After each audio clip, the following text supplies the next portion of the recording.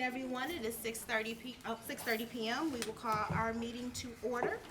We will start with the Pledge of Allegiance being led by Blake Farley.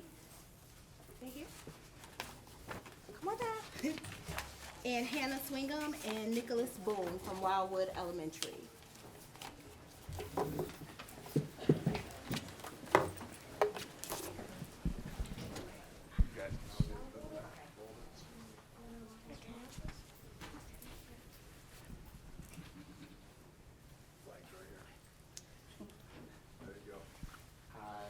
Pledge allegiance to the flag of the United States of America and to the republic for which it stands, one nation, under God, indivisible, with liberty and justice for all. Thank you all so much. Mrs. Babak, is she coming up? Yes. Blake, Hannah, and Nicholas, come back up. Wait.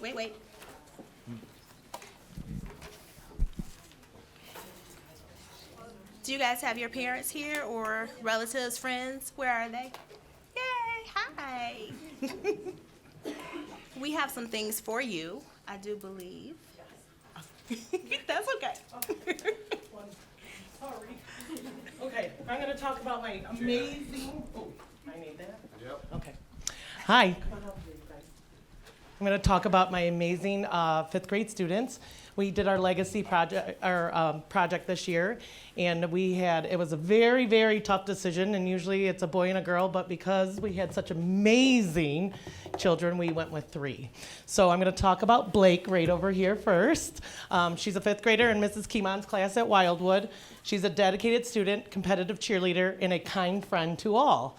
Blake cheers for Wildwood's basketball team and football teams and always brings a positive attitude for everything she does.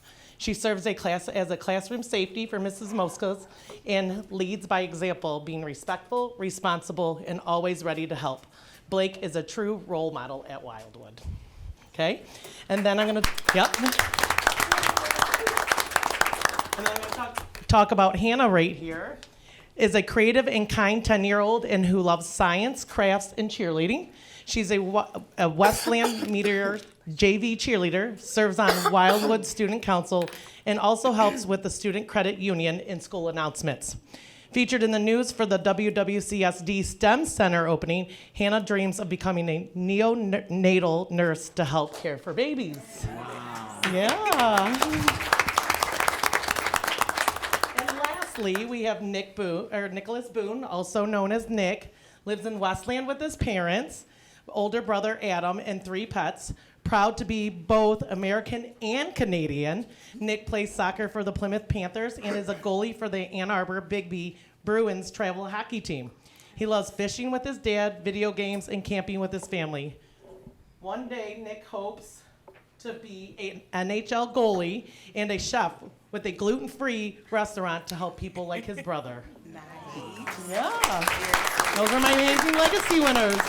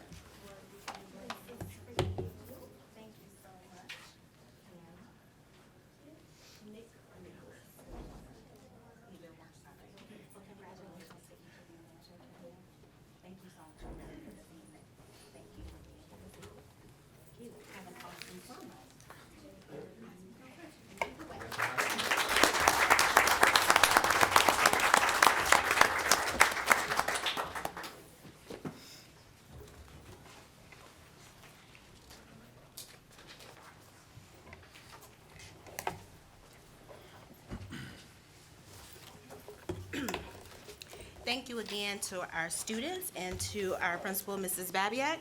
And now we will move to 330.25, roll call and attendance. Mrs. Hines, please. Mr. Ambrose. Present. Ms. Abby Mitchell is absent, excused. Yes. Dr. Weaver. Present. Ms. Hines present. Mr. Cox. Present. Mr. Rashawn. Present. President May. Present. 6-1. Thank you very much. Moving to item 331.25, an adjournment to closed session. I will entertain a motion. So moved. Thank you. Support? Support. Thank you. Ms. Hines, you want to call a roll call? Mr. Cox. Yes. Mr. Rashawn. Yes. Hines, yes. Weaver. No. Mr. Ambrose. Yes. Ms. May. Yes. Okay, is it 6-2 because one's absent? Motion passes. Thank you very much. We will return.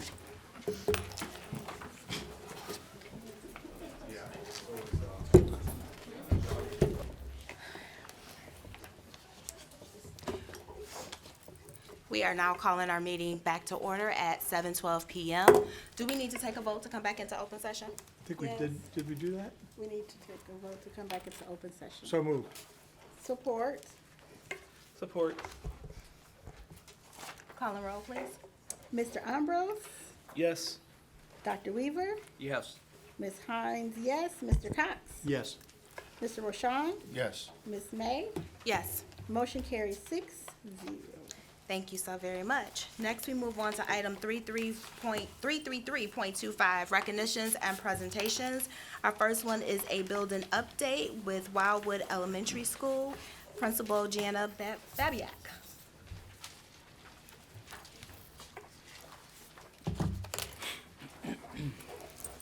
Good evening. I'm Jana Babiak. I'm the principal at Wildwood Elementary School, and I'm going to share a lot of fun things with you all about all the amazing things that take place at Wildwood. Our school demographics, we have 542 students, which is about 35 less than the lowest middle school. And 22 classrooms. We have our Young Fives program, and then we have a 4-5 split classroom that makes us stand out a little bit. 91% or 91 special education students with 2 full-time resource room teachers. We have the biggest ML population in the district. We have about 80 students in our ML program, and then there's our ethnicity and race. Our staff, staff that are unique to Wildwood, we have 2 title parapros that I put in our title budget to help with our MTSS program. We have a behavior coordinator, attendance monitor, 1 ML teacher, and 1 ML parapro. We have 9.5, that's 9.5 one-on-one parapros that are within our district, hired by the district, and then we have a total of 13 one-on-one parapros with our contract. And then, of course, we have our Young Fives program. Student and family support, of course, the mental health is huge around our school. We have our amazing social worker. We do the National Kidney Foundation, which is our peanut program. She comes in weekly and she puts on lessons for the kids about nutrition. Lots of donations by churches and organizations around the community, the Giving Tree, backpacks, coats, winter apparel. Food donations all the time. We, of course, Care Solace and the FRC. One thing that about our student well-being is that we do have a sensory room inside our social worker's office where several of our children get to take a break or go down to calm down to get a break out of the classroom, or if we have a certain student or students that need some extra sensory things, there are fidgets, there's a trampoline in there, there's a cubby that they can hide in, we have a sequence wall, and all of those amazing things in our sensory room. Wildwood PBIS, last year our team got together, and any student that receives over 80% or higher, we give them a little charm that you can see in that right up hand corner that they put on their backpack. So every month they get a certain charm. Like for September, they got an apple. In October, they got a pumpkin. So, and the kids literally every single kid rocks their backpack tags, they call it. Here's our Student of the Month pictures. The climate and culture. So this is where a lot of the fun begins. At Wildwood, we take a lot of ownership in our climate and culture, and we know that because they're elementary school students, we want them to come to school and surprise all those amazing things that we do. So we did a staff, and you'll see here in a little bit, but we do a lot, as you can see, so I'm gonna go over some of those things, but those are a bunch of the things that we do. And you'll see here. Last year, each staff got a little alligator, and they were to take pictures all over as they traveled all over the summer in different locations. As you can see, there's cruises, there's ones in Paris with her husband there, so the staff really got into this, taking pictures all over basically all over the country of their summer travels. And this was something that was awesome that everybody joined in, and they would even put it in our group me. So everybody had to Wildwood is very competitive, so everybody had to top each other. National Dot Day, we celebrated. This year we adopted a cow out of the Dairy Foundation. Oreo is her name. And we were able to go on virtual field trips with her, and they would send us updates all the time, and it was just really cool, and the kids got really, really into Oreo. And there she is, her monthly, as she gets bigger and bigger and bigger, and we did try to adopt another one for next year. Halloween at Wildwood is a big fiasco. All the teachers dress up, all the staff dress up. We do a huge parade, and they all go trick-or-treating, and we have a big dance for the kids at Wildwood. So lots of fun. Charlie Brown's Thanksgiving, we line the hallways. We have 2 huge long hallways. We line it with paper. The kids watch Charlie Brown's Thanksgiving, and then we go out together as a classroom, and we have a feast in the hallway, and we bring all of our children into the hallway so that they get that feeling of family and community, and you can see that they absolutely love it. Holiday Spirit Weeks, we dress up. Everybody dresses up. If there's a theme, the staff's dressing up, the kids are dressing up. Everybody wants to know what's up next. We did a staff Sears photo. So the students really love this, where we posed as the Sears pictures, and we were able to put it on our carousel slideshow, and the kids adored it. We did holiday cards to the family. So for my weekly newsletter, we got to send out the staff Christmas card there. And then my amazing special ed staff had this idea of, Miss Babiak, we want you to be the elf on the shelf this year. And I was like, what? No. And then they said, all right, we'll help you. So we started talking. We came up with all these things. And we had the teachers build up this thing. We sent a letter to the classrooms. The kids had to go and find where the elf was. And so there I am, destroyed the art room one day and then fell asleep because I was exhausted. I was in a snow globe. She was on the top of the sign, or marquee out front. And then the very last day was everybody's favorite. I was up on the roof throwing marshmallows at them as they went home for winter break. Naughty elf. And then my staff thinks it's really fun to prank me, and the kids loved it. In the middle, they hit 100 pictures on the 100 day, and all the kids had to come and find the pictures of Miss Babiak throughout the building and put it on. And then when I was being that naughty little elf, my staff wrapped my entire office in wrapping paper. And all the kids got to come through because they thought it was super cool. Spirit Days, of course, all the time, honoring the lions, tigers, anything that's going on. We did a digital underground. Actually, Ms. Brohl joined us on that day. It was everything, and I wish I could get that video to play, but everything but a cup day, and everybody I think she drank out of her high heel. I had a fishbowl, so it goes on. And any kid that guessed what the staff was doing, they got a raffle ticket, and then we pooled at the end of the week, and they won prizes. Reading Month this year was huge. We incorporated a lot of our ML program. We did a tour of the world at night. We had food come in from all over various restaurants, different ethnicity. Huge turnout. I would say there was probably 800 people that showed up that night, and they got to go to different countries around the school, and they got a passport, and it was just awesome. Reward for Reading Month. This year, any student that finished up their reading logs, they were able to participate in the staff inflatable race. So staff got inflatables, and they were able to participate, and we went out and had a race, and the kids absolutely loved it, and they want to do it again next year. M-STEP kickoff. So we know that by the end of the year, our kids are pretty much wanting school to be over.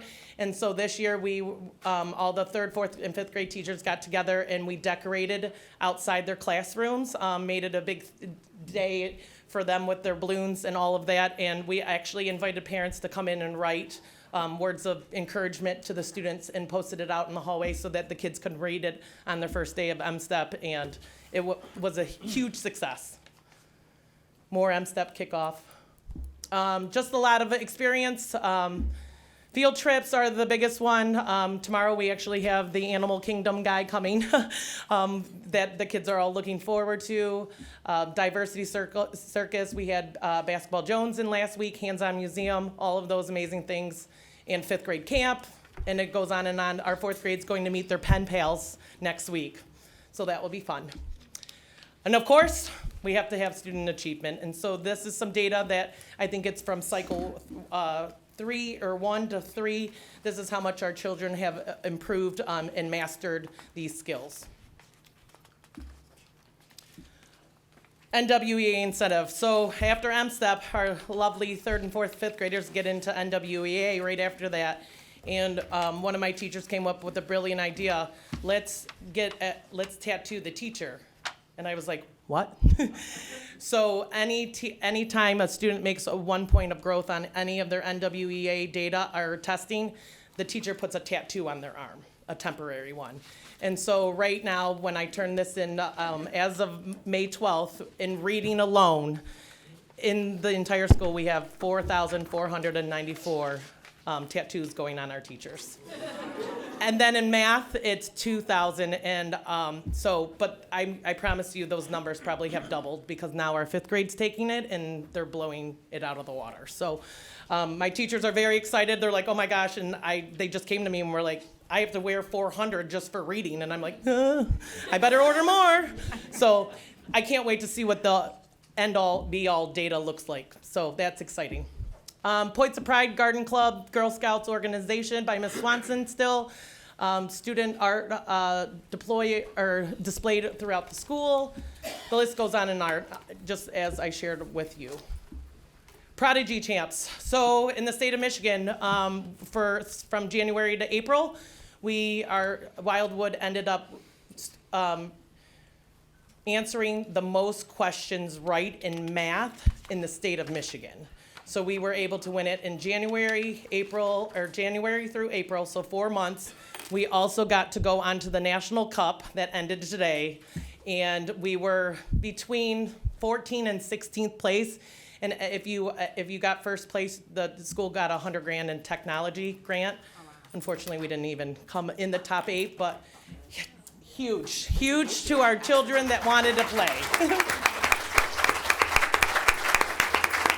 Yep, and then we currently in 15th place in the nation last week, but we ended, I think they said 18th today. So, but we ended up getting Domino $500 in gift cards to Domino's. So $2,000 in Domino's, and then they sent I think like $1,000 in Amazon gift cards. So we were able to spend it on snacks, of course. You know, what kid doesn't like a snack? So we were able to get snacks for them. And then, as you saw earlier, there's our legacy winners honored tonight. Any questions?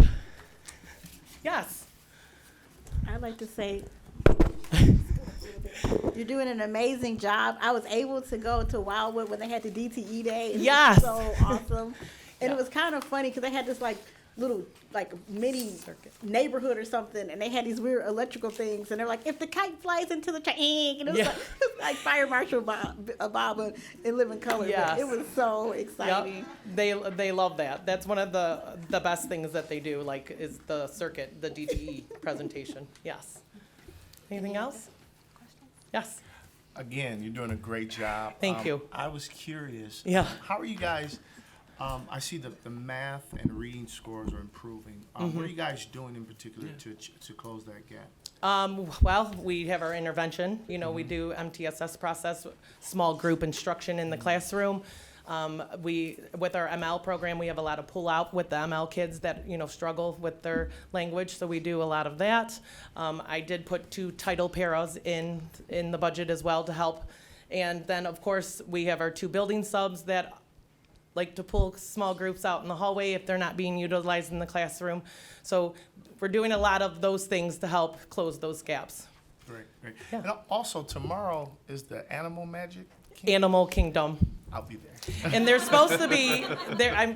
Because we're so big, we have 3 sessions going on. But he's supposed to, I guess there was a porcupine or something that he would bring that smells like popcorn. So wow.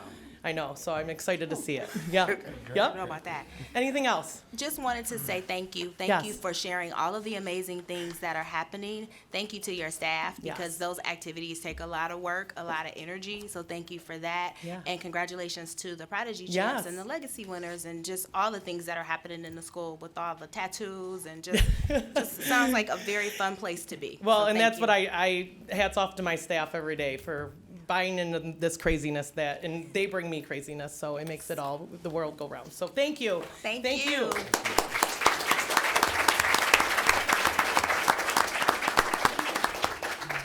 Next on our agenda, we have the recognition of Franklin STEM students, Solve for Tomorrow National Competition, and that is being brought to us by Mrs. Sherry Grove, the Executive Director of Middle School Curriculum and Instruction. Good evening. Hello. It is my pleasure to introduce this outstanding teacher and 2 of her students who are with us this evening. If anybody here had the privilege to witness this incredible project with our staff and principal from Stottlemyre, with our SXI preschool, our CTC staff and facilitator Stacy Barnard, and of course this amazing group of middle schoolers from Franklin Middle School. They did something that was just incredible with creating vehicles and sensory objects to assist our SXI preschoolers. It was absolutely incredible to share in that experience. But in addition to that, I've invited Miss Christie, one of our outstanding science teachers and our STEM teacher at Franklin, along with her students tonight, to just talk a little about that experience. And just an extension of that, which they'll tell you about, and that's why I really brought them here to recognize. On a side note, while they were doing this incredible work and collaborating with our high schoolers and our preschoolers, Miss Christie, on a whim, entered them into what was called the Samsung Reach for Tomorrow competition. And as a result of their work and collaboration, they are state champions in that competition.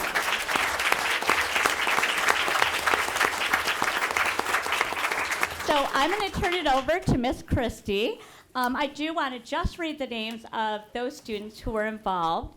Jasmine Adams, Phoenix Barnett, Alexis Collins, Brayden Cross, who's with us, and Carmelo Dawkins, Max Gonzalez, Ethan Griffith, Clayton Harma, Donovan Hicks, Jalea Howard, Kenya Johnson, Cassidy Jones Squalls, Mackenzie Kelly, Janila McLennan, Olivia Nichols, Amir Walker, who's also with us, and Trayvonna Washington and Gabrielle Weems. We do have certificates of recognition for those students, but I'm going to just let Miss Christie and our students here tell you just a little about that competition. Good evening. So I am so proud of my students and the work that they have done. We brought some of the products that they have made, which we'll show momentarily. In the beginning, Karen Dickelman asked, do you want to work with the SXI program at Stottlemyre? I'm like, oh yes, we will. We'll do something. I don't know quite what yet. We started with a field trip with my first semester kids, and we're like, okay, we had brainstorming. We're going to adapt these things for the students to use in their classroom. I didn't know really how we were going to do it yet. And at that time, I found on social media Samsung's contest. And I said, you know what, let's just try it. What's the worst we could do? That they say, yes, go ahead, you can move into the next step. So we entered the Samsung Solve for Tomorrow contest. with the idea of making chew fidgets for the students and sensory fidgets, sensory mats, and the mats, some of them can go on their light pads. And we made we 3D printed some iPad stands for the students. This is one of the sensory mats that we made, and these are interchangeable with Velcro. This comes off also. They have another one that has different textiles on it, and we have one of the sensory mats that can go on their light pad so the kids can just play with it, and this also fits in the pocket here. So when they're sitting, building on their core strength, they can put this on the floor and they can step on it. So the 3D printing, they're both part of the 3D printing group. They researched what stands we would use. We did many iterations of stands to see which ones would work, which ones would not. And we handed them over to Ms. Andrea Stedemeyer, like, I don't know which ones you would like, please let us know. We'll go into mass production once we know which prototypes you like. Brayden was really good. He's like, this is not gonna work. It's not gonna withstand this one. I'm like, are you sure? He's like, it's not gonna work, and it failed. It was really good for my iPhone, but it failed the iPad stand. So they decided which ones they wanted to print. They would research. We even tried looking at the C-clips they used to hang toys, but they kept breaking on us. So we found out we need a different filament. That'll be for next year. Then we started just trying different things. And every time we went to Sotomayor for field trips, we went once a month, new ideas popped up. On the last trip that we went, it was like they use pillows to put on either side of their wheelchairs for support. And I'm like, we can do that too. And there were sensory pillows. So they had different textures on them. So since Joann's was going out of business, I went there searching and I found the exact same fabric. Oh, nice. So we went on Mother's Day weekend and we sewed them together and presented them on Monday. Last Monday when we had our big celebration with the high schoolers. So this is what they've been working on, and I would have a schedule, so they would work on this and also do their STEM work also in class. And when it was their time, they would come and we would collaborate as a small group at my table or a different table and make everything. So they did an excellent job. So like we said, we are state winners. We were trying to be a finalist, a national finalist, but it did not work. That's okay. We won $12,000 worth of technology for my STEM classroom. So we have 5 Galaxy books with 5 monitors and a soundboard to use in the classroom next year. So more 3D printing and everything will be handling. Hopefully do some designing for the 3D printer instead of just finding everything for next year. Nice job, kids.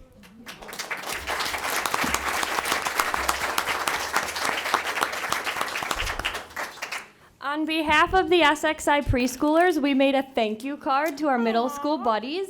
And it might look like something simple, but the iPad stands help our students access their technology, their communication to make choices of colors they'd like to paint with, types of painting materials. So just a way to say thank you and congratulations.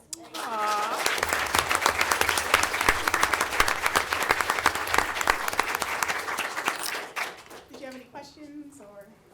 Any board members with questions? Mrs. Hines? Yes, this is, hello. So thank you so much for your presentation. I have one quick question. I know the Wayne Road, or I think the Westland Rotary had an event at Jefferson Barnes, and I was able to speak to the principal. She said you guys had some type of summer program for people going into kindergarten this year. Can you tell me what that is and the date and the time? That's not for me. Okay, because I didn't have the flyer, but it was really interesting. They had, like, with the preschoolers, they're going to have something in the summer to get them ready for kindergarten, like a pre-kindergarten day or something like that. Oh, that's them? I'm having a few STEM camps that are for pre-K through 8, depending on which week and which activity in the STEM Center. Okay. If that's the one that you're talking I think that might be what it is. Okay. I usually keep flyers, but I didn't have that particular one. But I thought it would be good for the people to know before the summertime, that they have these programs available for the preschoolers to get ready for school. Anyone else? I would just like to say thank you. Thank you for coming this evening and presenting. It's just amazing the work that you and the students were able to do, and to have this opportunity, your first time going for this type of grant and to place is awesome. So congratulations for that. And I just love the fact of teaching kids about building community, taking care of each other. So thank you again for this. Really Thank you. nice. It was a highlight. They kept asking, are we going back again? Are we going back again? Because that's all they would just play, interact. And part of this is my 29th year of teaching, and never thought I'd go into a competition like this. But earlier in a different district, I taught in a K-8. I did collaboration all the time because it was really easy. So having this opportunity again is awesome. And I plan to continue it from here on out. Awesome. Thank you. Thank you.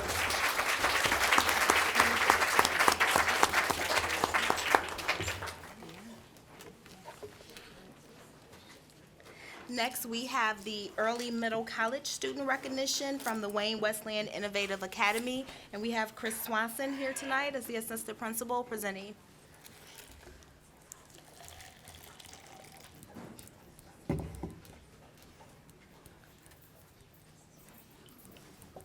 Thank you. I'm Chris Swanson. I'm the administrator for virtual programming in Early Middle College. And I am extremely excited to be able to introduce our first two EMC 13th year graduates. The Early Middle College program started 3 years ago, and where students who are entering 9th, 10th, or 11th grade, they fill out an application, we have an interview, and then they have the opportunity to spend half their day at their home high school, John Glenn, Wayne Memorial, or Innovative Academy, and then take 2 college classes each afternoon. One's Wednesday, the other Tuesday, Thursday. So our first 2 individuals who started as juniors took classes with us their junior and senior year, and then committed to a 13th year. So ladies, you will finally receive your high school diplomas along with all those college credits. They had to wait. Our first partnership was with Wayne County Community College, and our first 2 recipients, Miss Grace Beauchamp and Miss Alyssa Fuller. If you ladies will come down to the front.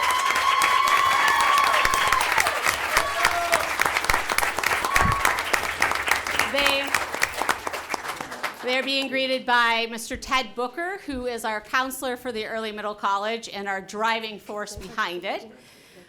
Grace will be headed off to Michigan State in the fall to study either psychology or social work. I'm going to try and talk her into school social work and coming back here in a few years. Yes. But she completed 56 college credits that she can take to Michigan State with her. And then Miss Alyssa Fuller is headed off to Oakland University to study elementary education, and she's taking 50 college credits with her.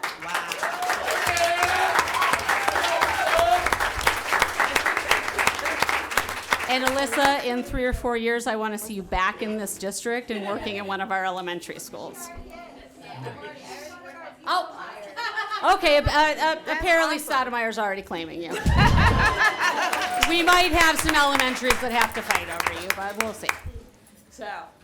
So this year we had 2 that completed their 13th year. Next year we will continue to build on that. We have our 4th cohort that will be starting in the fall with a full 25 students. So by the beginning of next year, we will have about 78 students in the program. And our current partnership is through Madonna University, which we are looking to continue and foster and grow and hope to have dozens of young ladies and gentlemen just like Grace and Alyssa. Thank you.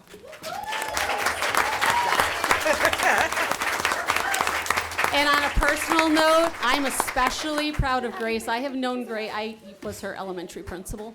So Grace is as wonderful as she is because she was once an Edison Eagle. And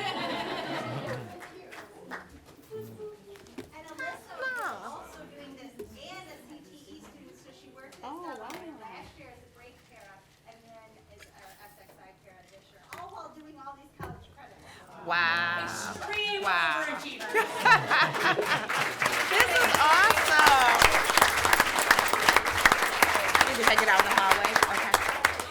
Congratulations. Mrs. Markey, should their parents or family go with them also for pictures? Okay, okay. All right, all Fuller and Beauchamp cheering section.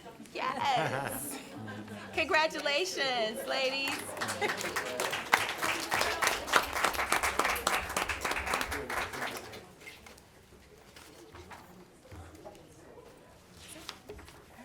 Next on our agenda is our employee retirement recognition with Dr. Alex O'Feely, the Assistant Superintendent of HR. Thank you, President May. Thank you. Good evening, everyone. As we approach the end of another successful school year, we're reminded that some of our Wayne Westland staff are in a time of transition. We want to express our deep gratitude for the many years of service, dedication, and hard work our retirees have given to Wayne Westland Community Schools. Their contributions, which have positively impacted our learning community, are much appreciated, and we are truly grateful for their service. This year's retirees represent many of our district's employee groups. At this time, I'd like to list all of the retiree employees and ask anyone in attendance to come to the front of the boardroom to be recognized. Our retirees this year include Laura Black, social worker, Susan Thompson, social worker, Ann Turner, EIS teacher, Mary Jenkins Williams, assistant principal, Deborah Hauser, physical therapist, Cheryl Dieter, early childhood teacher. If I call your name, come on up. Come on up. Want to take a picture? Catherine Lawson Rhodes, life skills teacher. Pamela Smith, early on service provider. Rachel Trucks, math teacher. Catherine Brake, 5th grade teacher. Amy Griffin, 4th grade teacher. Shauna Hockemeyer, high school counselor. Maureen Jones, occupational therapist. Holly Colts, high school counselor. Maureen O'Neill, speech pathologist. Roberta Widrig, 4th grade teacher. Joseph Copland, custodian. Christina Barrett, tech repair leader. Susan Huntley, teacher assistant. Terry McDowell, food service worker. Maureen Grimm, food service worker. Jeffrey Zabo, custodian. Joseph Fletcher, custodian. Martha Robertson, paraprofessional. Diana Cole, paraprofessional. Diane Gordon, food service worker. Roger Ayers, custodian. Deborah Basito, paraprofessional. Tammy Wire, paraprofessional. Susan Fishaw, secretary. Scott Shaw, custodian. Barbara Zeklu, paraprofessional. Deborah Crary, custodian. Deanna Beck, teacher assistant. Jill Nichols, paraprofessional. Don Komet, bus driver. Teresa Worthy, secretary. Diane Remington, secretary. Nancy Perry, secretary. Pam Pierce, secretary. Beverly Edmonds, administrative assistant. I would like to say congratulations to the 2025 Wayne Westland Community School retirees. At this time, can we all please stand to give them applaud for their contributions?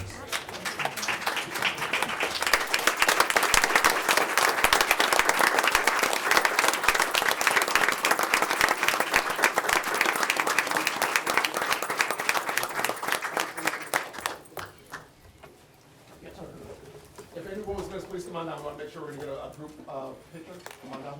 And your retirees. I want to make sure I caught your name. What's your name now? Diane Gordon. Diane Gordon. Let's also give her a round of applause, everyone.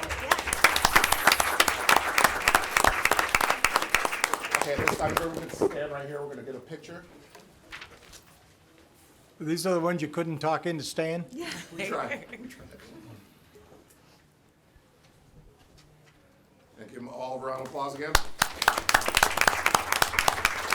Thank you. Thank And you. for any of the retirees, I just would like to say congratulations and thank you so much for your years of service to children and to our district. and if you haven't done so already, feel free to go to the back of the boardroom to get a refreshment or some coffee, and we will make sure to get a picture to all of our retirees. Let's give them a round of applause again, guys.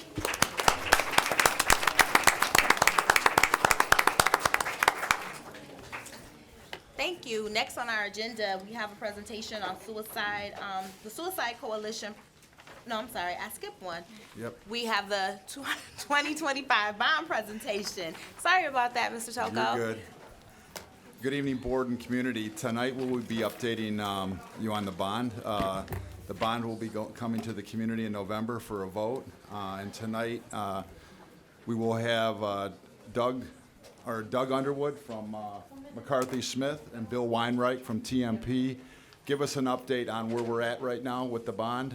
As I said, the bond will be coming to the community in November. We will start the marketing campaign sometime in August. So you'll start getting material. Some of the material you'll be getting will have some of this information on it. So tonight, basically, we're going to give you an overview of what we're looking at. Good evening, everyone.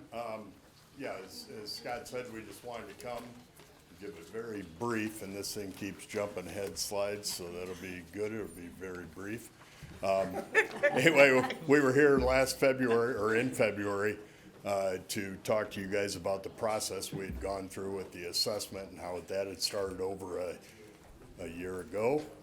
And so basically, what we came up through the assessment report is some remodeling projects. Those were the projects that were in the 2018 bond.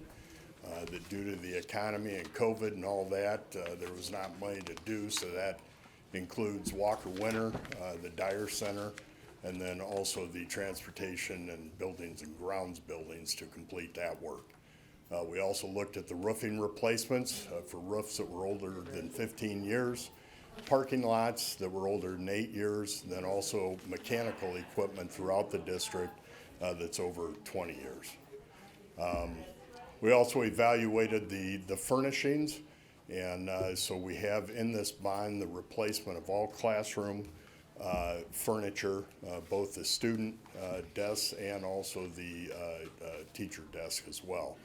And then as part of it, there's a technology piece that involves infrastructure upgrades, things such as devices and those types of things, and then also, more district-wide type thing with servers and that. So as we went through the assessment, the overall assessment amount came to approximately $135 million.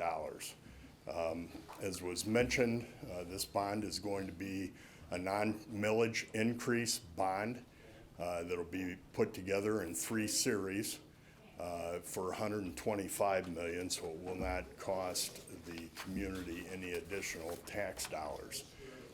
We do look at using money from the sinking fund over the next 5 or 6 years and in the amount of roughly about $10 million to, now I've lost myself here, to cover the rest of the work in the assessment. Now it won't move. There we go. So the pie chart is basically just showing a kind of the breakdown of where the money, there's about $33 million in remodeling, $62 million in the assessment work, furnishings about $16 million, and then about $24 million in technology. Good evening. So the next piece is the bond, the schedule, talking about where we are at. Currently, we're here for the board update presentation. June 5th, we are currently working on the bond application, getting that ready to go to Treasury. June 5th, Bond Council will submit the application to Treasury, and we have a tentative meeting set up for June 11th for the Treasury meeting. At that meeting, they just go through the bond application and make sure everything is in order for the district. June 16th, we'll come back to the board for board action, resolution to approve the submission to Treasury. And then on the July 21st, board action for a resolution to certify the bond proposal. Then we'll be moving to a November 4th bond election.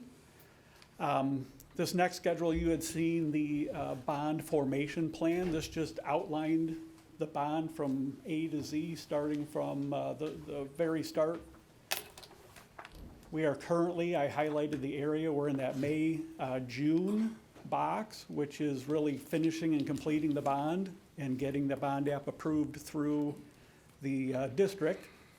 And then the final phase will be the campaign. We'll be working in July and August to put together campaign literature, you know, how you want to present this to the community.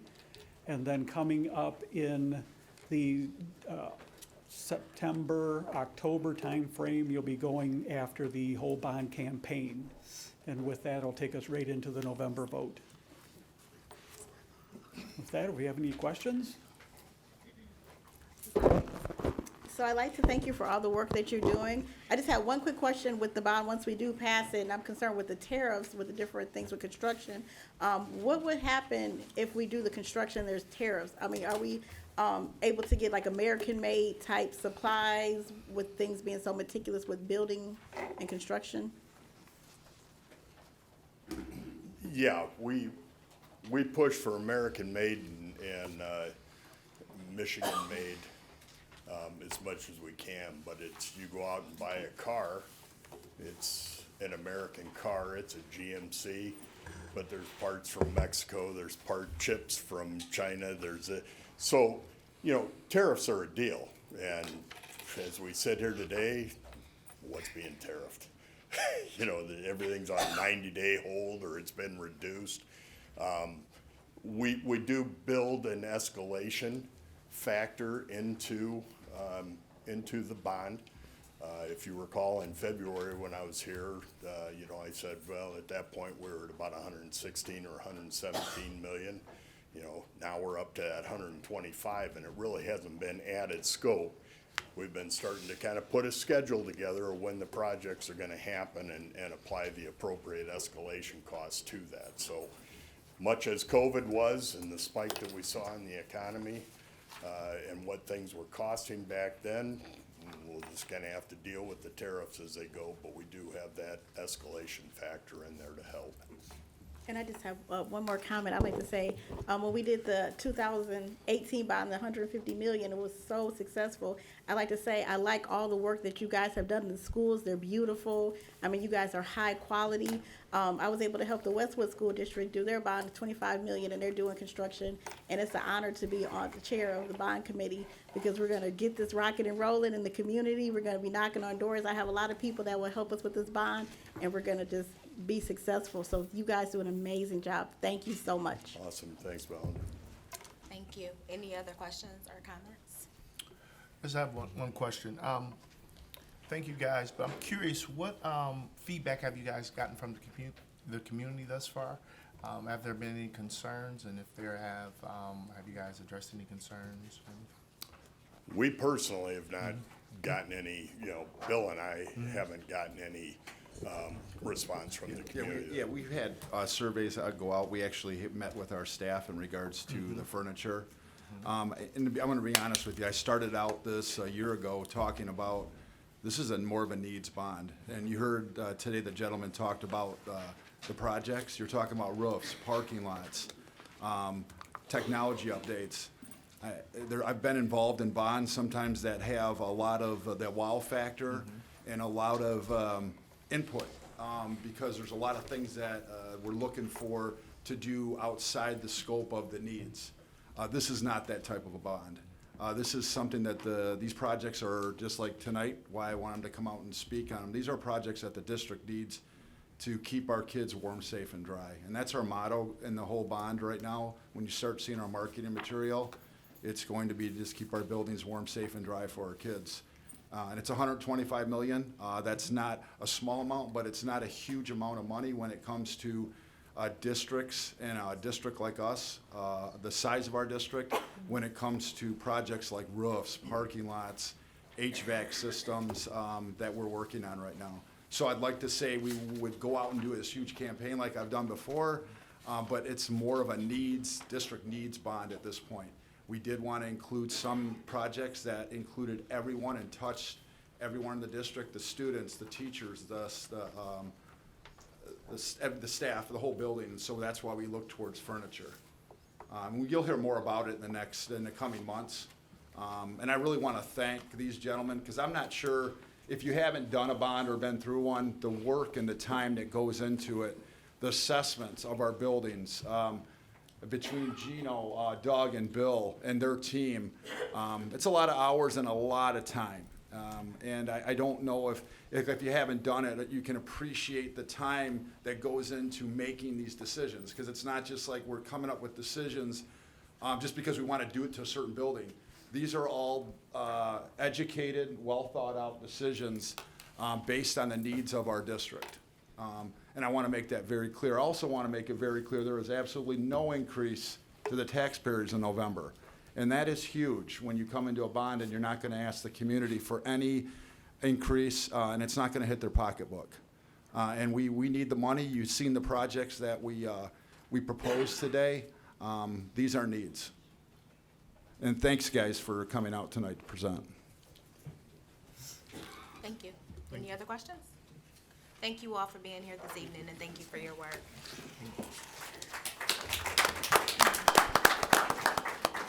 Next on the agenda is the Suicide Coalition presentation by Mrs. Amanda Fonan, Supervisor of SEL, McKinney-Vento, and Foster Care Liaison.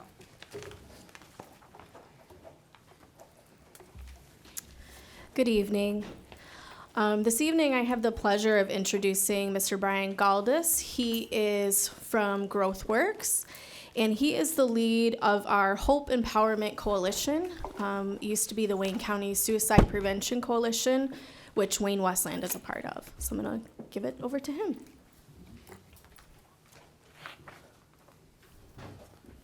Thank you, Amanda. I appreciate coming back to the board and giving you some updates on the work. As Amanda said, Wayne Westland is part of the, we're now called the Hope Empowerment Coalition. If you look at, and our mission is to build to battle adolescent depression, suicide, and the stigma associated with mental health across all of the Western Wayne County school districts. We also have Corewell Health and Trinity Health involved, as well as a lot of service agencies like GrowthWorks, like Hygera, are also very involved in this work. So you can see up on the board, I won't go through them all, but you can see the districts that are involved in this coalition, and all very active in the work that we're doing, as well as some of the service agencies.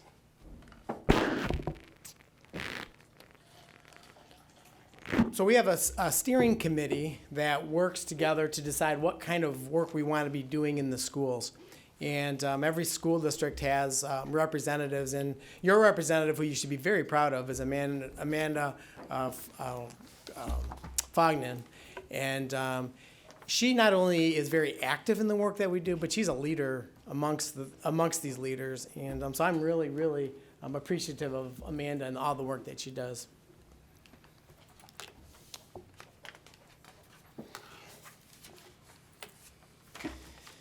So I do want to go through some statistics, because I think it's important that we talk about these publicly. People, I don't believe, understand the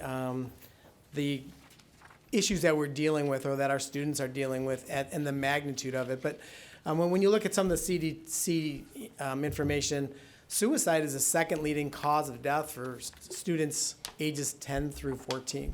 It used to be the third leading cause of death. It's now the second leading cause of death. In fact, it's the only, when you look at the top 10 causes of death, it's the only one that's actually going up in the United States. So, I mean, that should tell you that we're not going in the right direction at all. And one of the reasons that we brought the coalition together was because we know the need. We know that school districts are working so hard on the issues, but it's really going to take a village to make a difference. And so that's why we put this coalition together. So there are some numbers that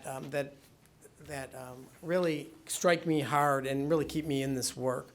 I am a retired superintendent, and I thought I was going to retire and sit on the beach for a while, and that kind of changed when I came across some of this. But when you look at SAD and hopelessness, and this work, this is results from the CDC study, as well as a Michigan study that we do every year. And the numbers are alarmingly similar, almost exact, when you look at the two very separate bodies of work. And so if you look at SAD and hopelessness, 40% of the students across the country, and all of these numbers cut across race, gender, socioeconomic status, these are very consistent. 40% of our students say that they have been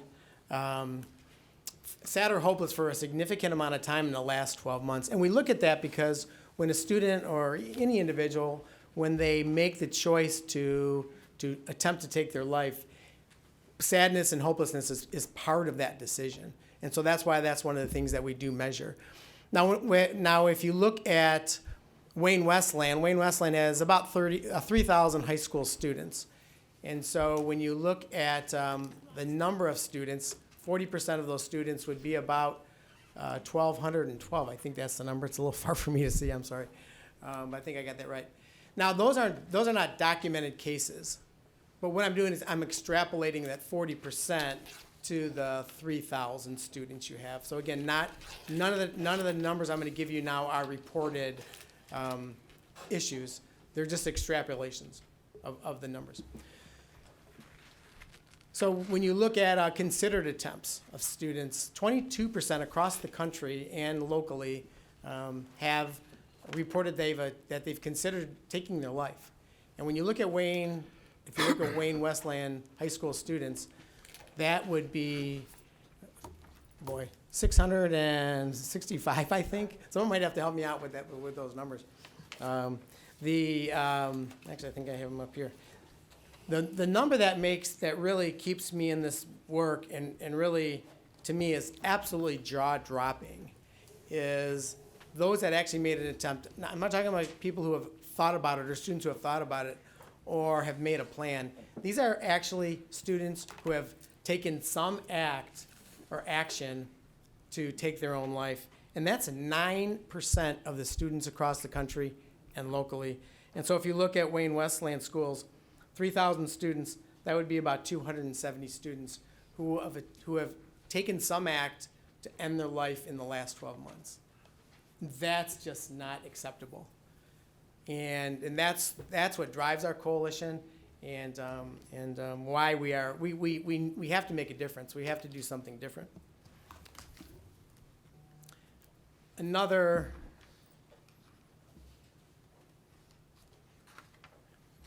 look at research. Michigan did a mental health survey not too long ago, and they looked at how many teens are there in Michigan that have a diagnosis of some type of mental illness, but are not being treated.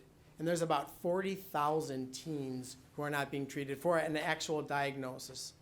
And the three main reasons for that is stigma, which is something that we're battling, access to care. Access to care is difficult. If you know anything about insurance, mental health insurance is not treated the same as physical health, and that's a real problem in Michigan and across the country. And then affordability is difficult. There's also not enough social workers and psychiatrists in the state of Michigan to meet the needs of all of these students. So here's some work that we've already done. We've come together and worked on a common screener. So if a student goes in crisis in any one of our districts, they're looking at the same screener. You have to remember, a child in crisis is a family in crisis. And so we want to make those transitions as friendly as possible, friendly handshakes between the different organizations. The healthcare systems also, Trinity Health and Corewell Health, also has decided to use the same screener through this coalition. We've trained over now 6,500 QPR individuals in QPR. So QPR is kind of CPR for mental health. It helps you, gives you some tools if you know somebody who's in crisis. And so it doesn't expect you to be a social worker or a counselor or anything or give you those skills, but it really kind of helps someone who's in crisis. It's kind of like CPR if you have a heart attack. No one expects you to fix the person or be a heart surgeon, but it helps them get through the crisis. And so we've trained over 6,500 people in the school districts, bus drivers, principals, teachers, administrators, central office people. We're also looking at data and trying to come up with some common data to know if the work that we're doing is making a difference. We're doing a lot of research to back up the recommendations we're making, and we're also, there's a lot of mutual support that's going on now. Again, if you know anything about schools and the mental health professionals that are in schools, a lot of them work alone. Their schedules are so filled from the minute they walk into a building to when they leave. And they're really working in isolation. Now, everyone from our central office administrators to those that work in buildings are making connections with other schools and other school districts. And that is really making a difference, particularly if there's a crisis in a school district.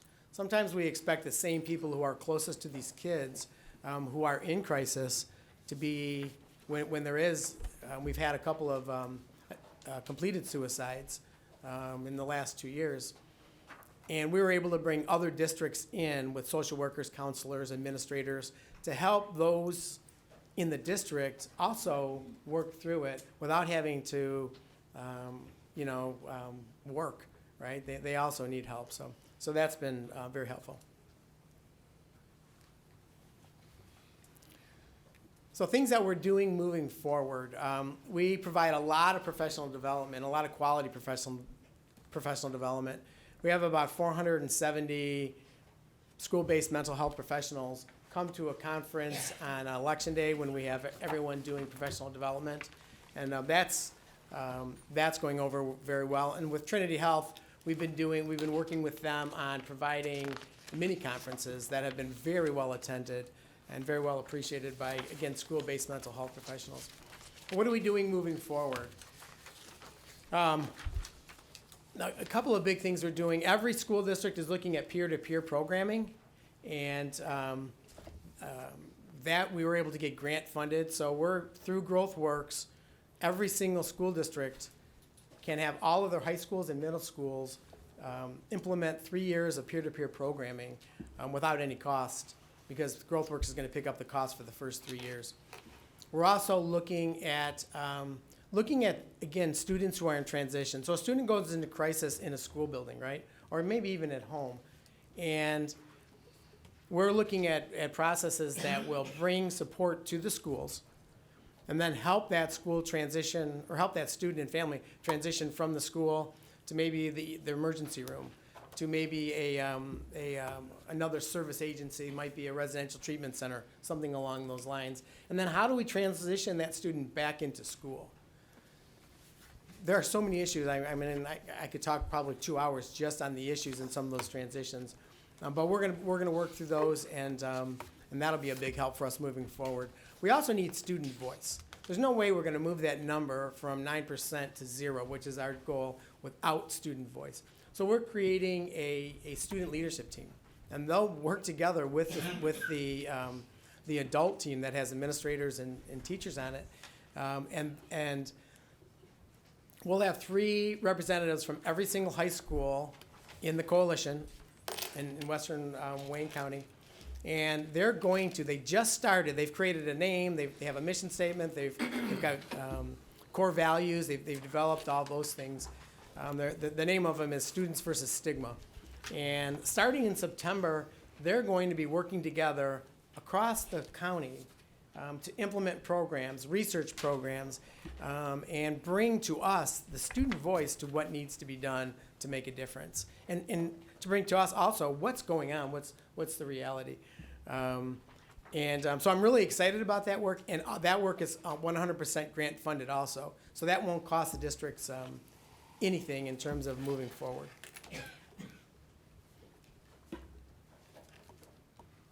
So we've recognized, we've had some statewide recognition for the work that we've done. I know I'm going through this kind of fast. You've received a document that looks like this. It's our annual report from last year, and that has a lot of this information in a little bit more detail.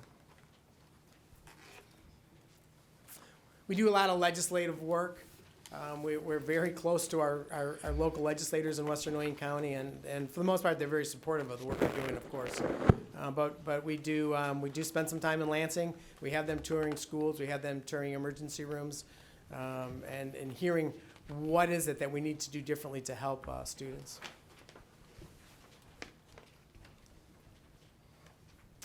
And that's it for my presentation. I'd be happy to answer questions, of course. Thank you. Are there any questions? Yes, Mr. Cox. Sir, thank you for your work. I can't imagine more important work.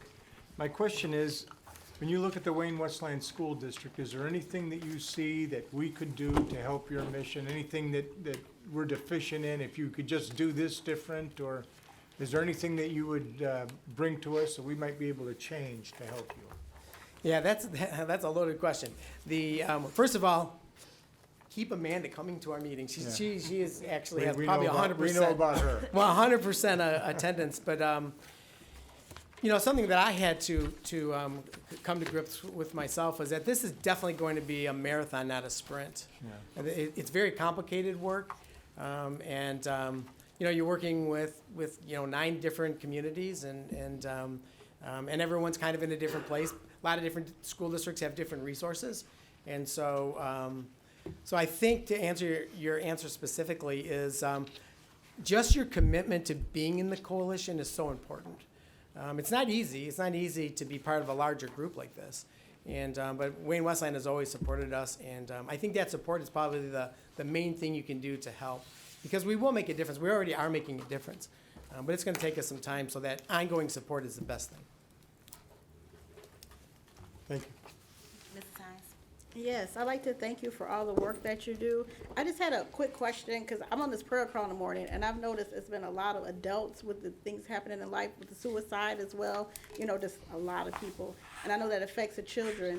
Do you guys have programs to help the families as a whole if this situation is in the families? Because sometimes when it comes from the parents, it goes down to the kids with the depression, you know what I'm saying? So do you guys have programs to help the parents as well that's dealing with the suicide on top of the children, or just the children? Yeah, we don't. We focus just on our students. Okay. And that's our mission. That's big enough. I will tell you that when you look at suicide rates across the country in all areas, everyone is up. So but we focus just on students within Western Wayne County. We do have one of our partners is Hope Network out of Northville. And they have been amazing working with school districts who have had completed suicides within their school district, or even deaths, because we've had other types of deaths too, whether they're staff or student. And they've been amazing. It's an amazing organization. They're absolutely free. They come in and they work with staff. They work with kids. So we do have some resources in terms of working with the adults and the families, but our focus is students. Thank you. Thank you. Any other questions, Mr. Ambrose?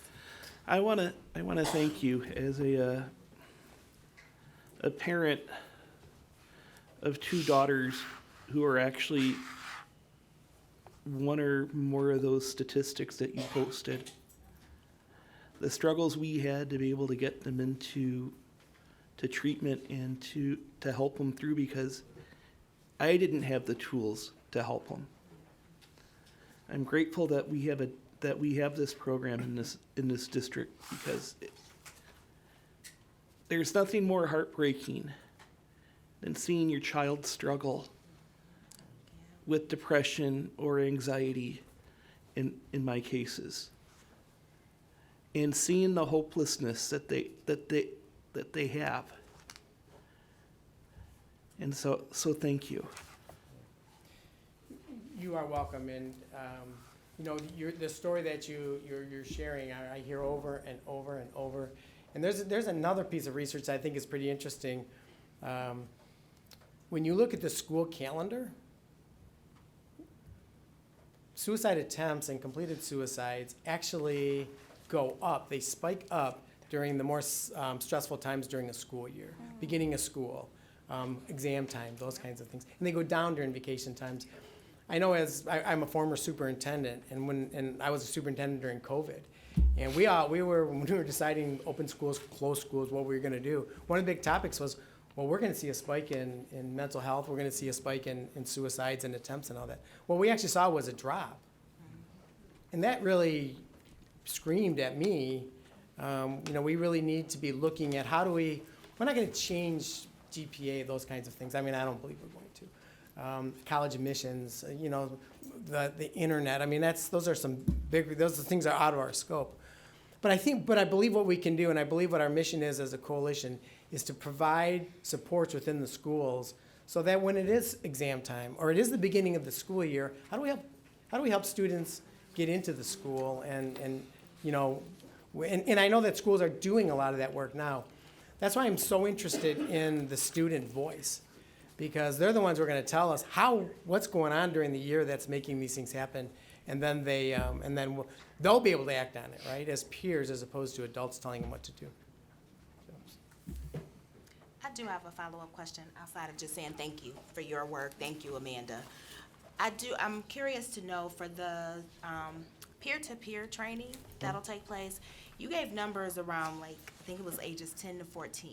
Where are we focusing that peer-to-peer? Where does that focus? Is that at the high school level?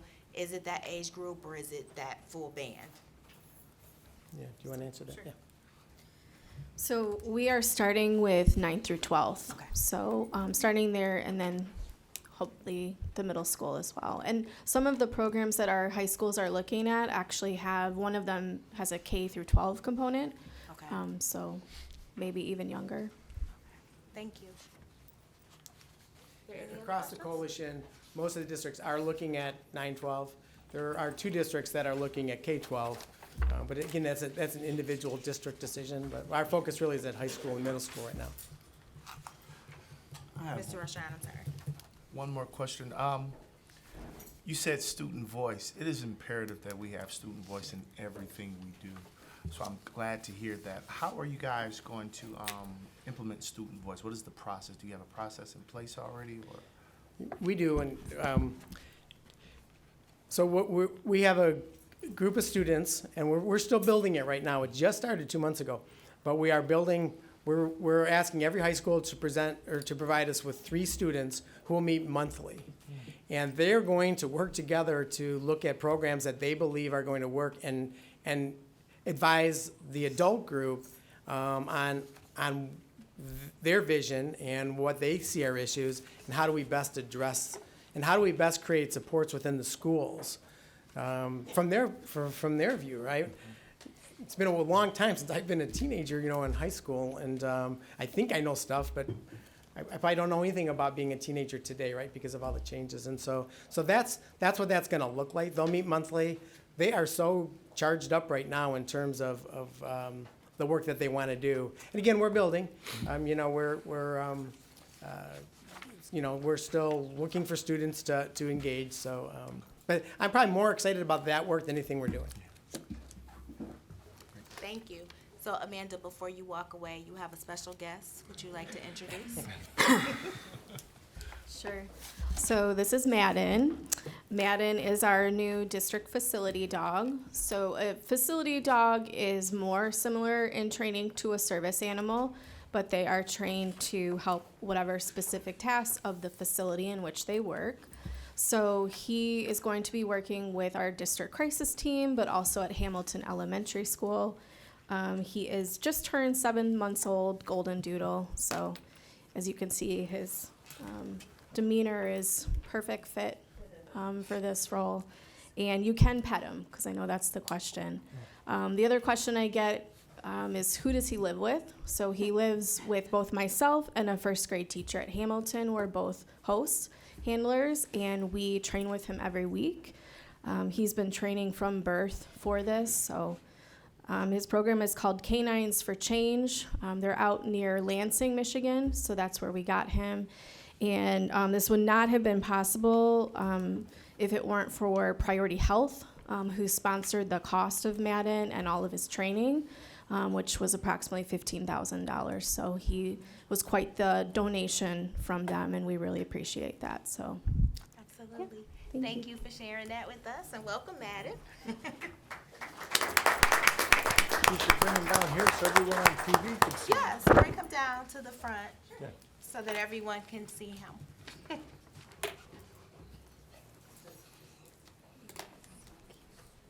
Does he know anything about treats? Yes. Oh, that was part of his training? Of course.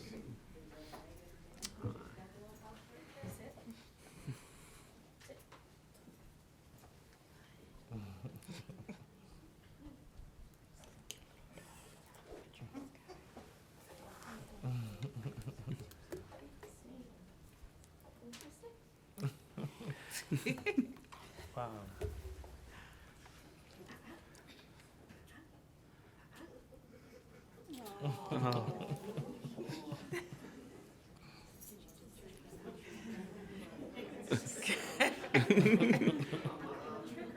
Well, you're real hardcore, Amanda.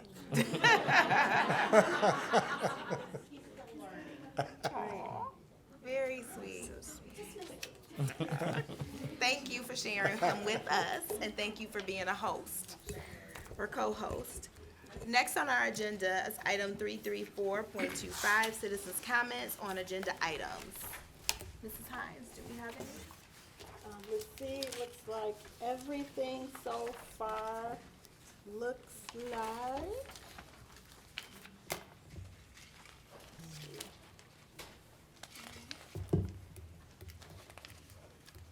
Two more. It looks like everything is on non-agenda items. Okay, thank you so much. Yep. One? Was it, let me see, let me take a look, Jessica. While she agenda. looks for it, Mrs. West. Oh, you I can- think it's one, it looks like it's half and half, right? Yep, half and half. Okay, so we have Ms. Jessica, is it West? Yes.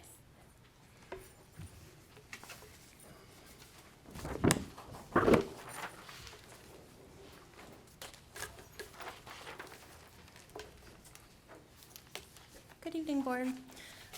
Most of you know me. I'm Jessica West, parent now of 3 students in the district. One has graduated. I have a few things I wanted to talk about regarding the agenda this evening. First, I want to thank Mr. Toko, who just walked out of the room, for providing clarification about the boys swim team collaboration that's happening. It was not clear on the agenda that it was the boys teams for the high schools, and so that caused a little bit of question related to that. I understand now why those 2 teams are merging together in order to form one, but it might have caused momentary panic for the girls swim teams, so we just need to be a little bit more clear on our agendas. I want to appreciate Ms. Babiak and the building update presentation that just happened. I have 2 students at Wildwood who just absolutely adore Wildwood in so many ways. Adore their teachers, adore all the activities, and so I just want to commend her for the work that you guys are doing there.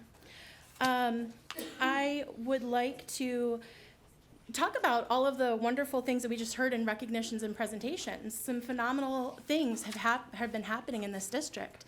I actually just had the opportunity to attend the district summit that happened prior to this as well. I was really disappointed to not see our board members in attendance at that. I assume that you were all invited to it. There was one board member who did come in, but unfortunately I believe they may have missed the bulk of the material and information, including wonderful presentations about all of the data and stats and information of all the improvements that have happened in this district in the last year, as well as individual points of pride spoken directly from individuals at each of the school districts representing our school district. That talks about some of the improvements that have been made in the past year and where we've come from. I know most of you have not heard from me for a while. I've had a lot of things going on myself. An example of that is today. My day started at 6 a.m. I came straight from work to this improvement summit, and you still see me sitting here today. So I dedicate quite a bit of time to this district. Most of you see me inside the buildings on a regular basis. So coming back to this and spending my time and effort here means that it's really important to me. And so one of the items on your agenda also says, initiate a series of board community conversations to begin in September. And I looked at that and I thought, well, what are we going to talk about in September? Because on Friday last week, I received an email from Ms. Kimberly May stating that we were thanking Ms. Curry for her work and describing her leadership with integrity, collaboration, and professionalism throughout this time of transition. And it made me think, what did I miss? So I went back, and I have a point of order and question for you to consider, because at the March 17th meeting, as you know, there was a motion that was supported and voted on unanimously by this board that put Ms. Curry in the position of superintendent. I understand that there may have been subsequent conversations. However, the motion that happened at this board put her in the superintendent role. I'm not quite sure why we would put somebody in a superintendent role and then subsequently say we're also going to look for another superintendent at the same time, and oh, by the way, maybe we're not going to put somebody in the superintendent role. Unless we've received a letter of disinterest from Ms. Curry, we should assume that she is still in that superintendent role. Thank you, Ms. West. We also have Mrs. Michelle Sample, non-agenda, sorry. Is there anyone else with an agenda item? Thank you. We're moving to item 335.25, consent agenda. Do we have a motion? Move approval. Support? Support. Mrs. Hines, will you please call roll?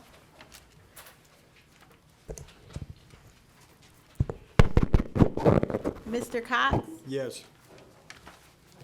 Mr. Rashawn? Yes. Ms. Hines, yes. Dr. Weaver? Yes. Mr. Ambrose? Yes. President May? Yes. Motion carries 6-0. Thank you. Next agenda item 336.25, Board of Education Committee reports. Up first, we have Finance and Facilities Committee report. Mr. Ambrose? The Financial Committee meeting was called to order at 5:31 on May 8th with the following in attendance. Mr. Ambrose, Ms. Abney Mitchell, Ms. Hines, Mr. Kundrick, Ms. Paulukevich, Ms. Malad, Dr. O'Feely, Mr. Toko, Ms. Curry, and Ms. Markey. Mr. Toko started the meeting out reporting on a meeting between the City of Inkster and the administration about the district-owned properties within the city. Inkster's mayor noted that the other cities that the Inkster School District was split up to had returned the properties that they inherited back to the City of Inkster at no cost.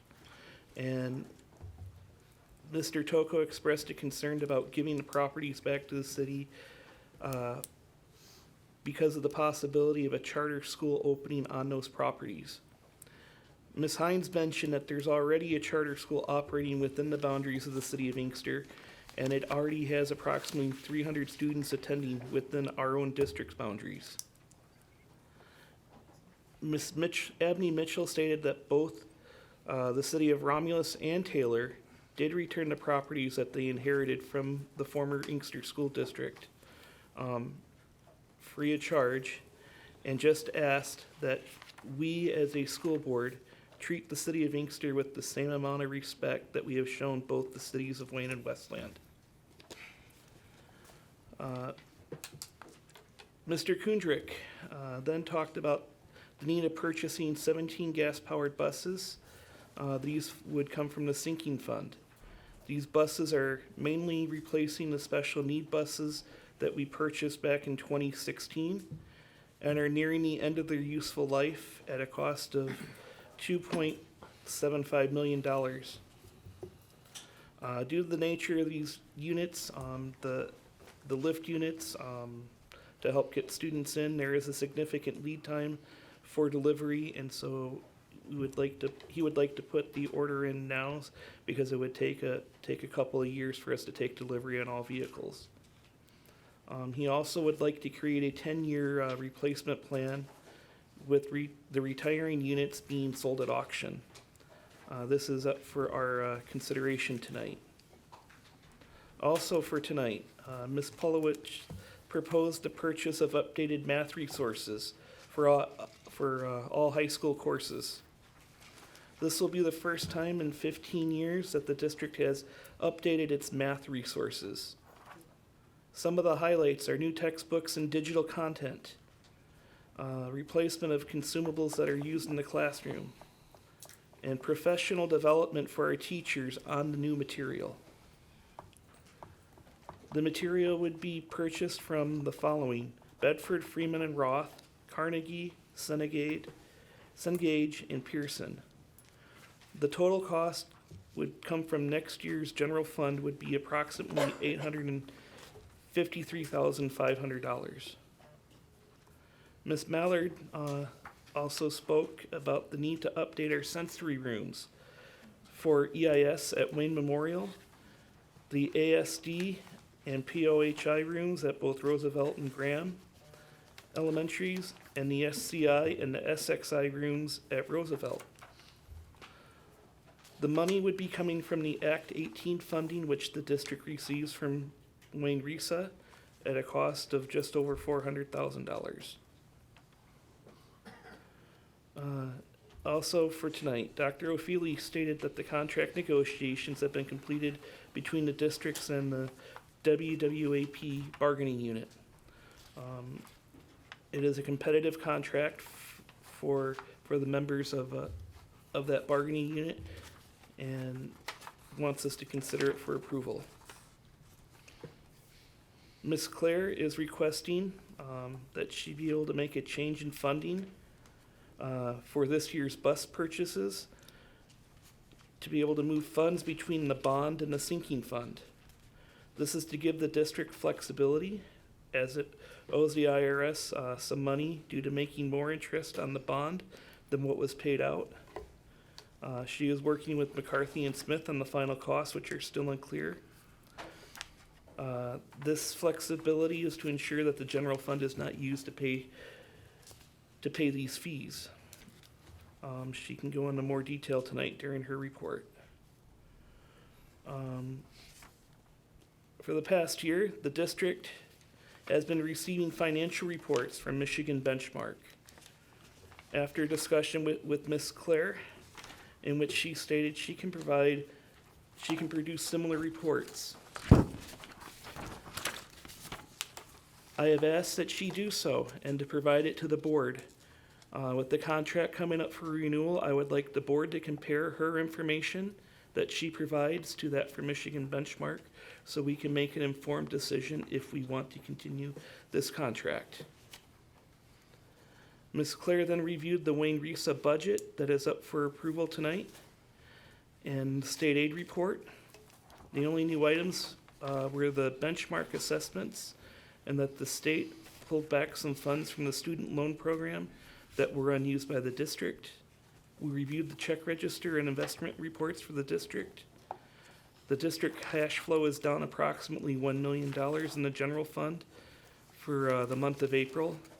And she is anticipating as the school year winds down, district costs will go down and the state funds will continue to come in. And she is also transferring funds as needed into the MyLaugh account for higher interest rates to maintain cash flow. Thank you. Are there any questions? Seeing none, we'll move to policy and procedure. Committee report, Dr. Weaver. Policy Committee met on April 10th at 9 a.m. Board members present, Ms. Hines, Mr. Rashan was joining by Zoom, and also myself. Also joined by Ms. Curry and Mr. Bessick.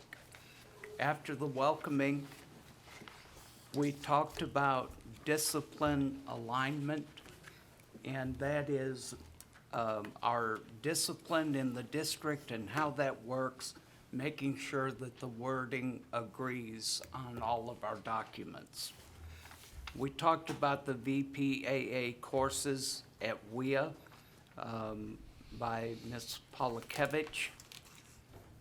We talked about graduation requirements. The state requires 18 credits. We require as a district 22 credits to graduate.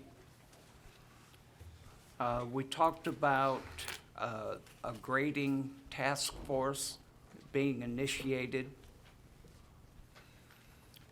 And then we talked about the cell phone usage policy. Most of you know the governor and the legislature have before them a couple of policies concerning cell phones. And we're not sure what they are going to pass down yet. Most probably they'll turn it back to the constituent districts, but we do not know that yet. So we're going to revisit that in July. Also, we talked about our discipline alignment, our behavior in our schools. We also talked about the final review of bylaws and policy changes, which have been done for quite some time. And then final review of the board operating procedure changes. Ms. Curry commented, the board members commented, and we were adjourned. Any questions? Thank you. Mr. Roshan, the Student Achievement Committee report, please. Yes, Student Achievement Committee convened on Tuesday, May 13th at 5 p.m. During the Student Achievement Committee meeting, I welcome attendees and presented a proposed agenda for feedback. Ms. Groves updated us on middle school curriculum, discussing the roles of content leaders and department chairs in aligning instructional practices, as well as using common assessments and supports for special population students. We also explored strategies to increase parental involvement through a proposed district-wide parent committee and discuss upcoming professional development and recruitment efforts. I emphasize the importance of incorporating student voices in decision-making, and the meeting concluded with suggestions for enhancing accessibility in future meetings.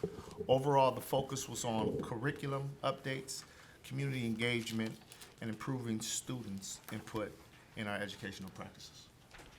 Thank you. Are there any questions for Mr. Roshan?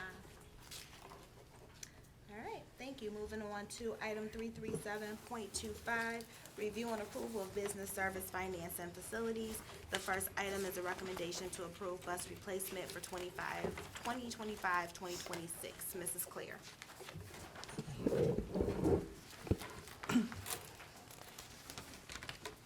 As stated previously, the buses would cost $2.75 million. It would be funded by sinking fund. We won't receive these probably for a couple of years, but they'll be purchased through the MSBO bus purchase program, which is a consortium. And it supports our 10-year bus life cycle replacement. And I'm asking the board to approve these so we can get the order going out. Move approval. Support. Thank you. Mrs. Hines, will you call roll, please? Pardon me? I was asking. Discussion. I'm sorry, discussion.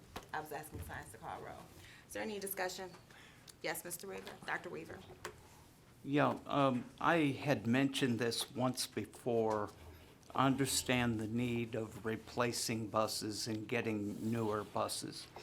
What I don't understand is the amount of buses we have.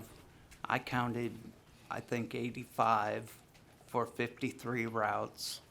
I don't, if these buses are unusual, why aren't they going out for bid? And what's happening with that? Because, again, this second time I've talked about it and it's kind of glossed over, but we have a glut of buses right now. Mr. Kundrick was at our finance committee and he gave a lot more detail as far as how many buses were for special ed and how many for gen ed. And I can't remember everything that he said, and I'm not an expert at buses. I can speak just, I'm not gonna be perfect in this, but I know that it's deceptive when you see 85 buses based on, even when you see 53 routes, there's different runs that occur during the day, either out of the district. So I understand when you look at it and you see, hey, what are we doing? We got 85 buses, but we have 53 runs or routes throughout the day. So that number can be deceptive if you don't understand the whole complexity of how they're scheduled.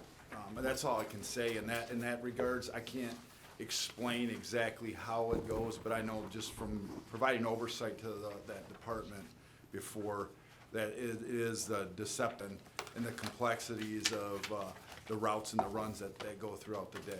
And Scott, just to kind of piggyback off what you're saying, because it's a consortium bid, we've already got the lowest price, so we can't just go out from beyond that.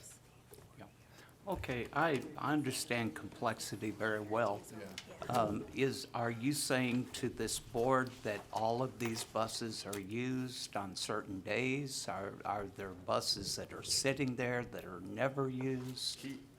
According to Chad, because we've asked the question too, this wasn't just the first question that came up, was that the buses are being used. Okay, thank you.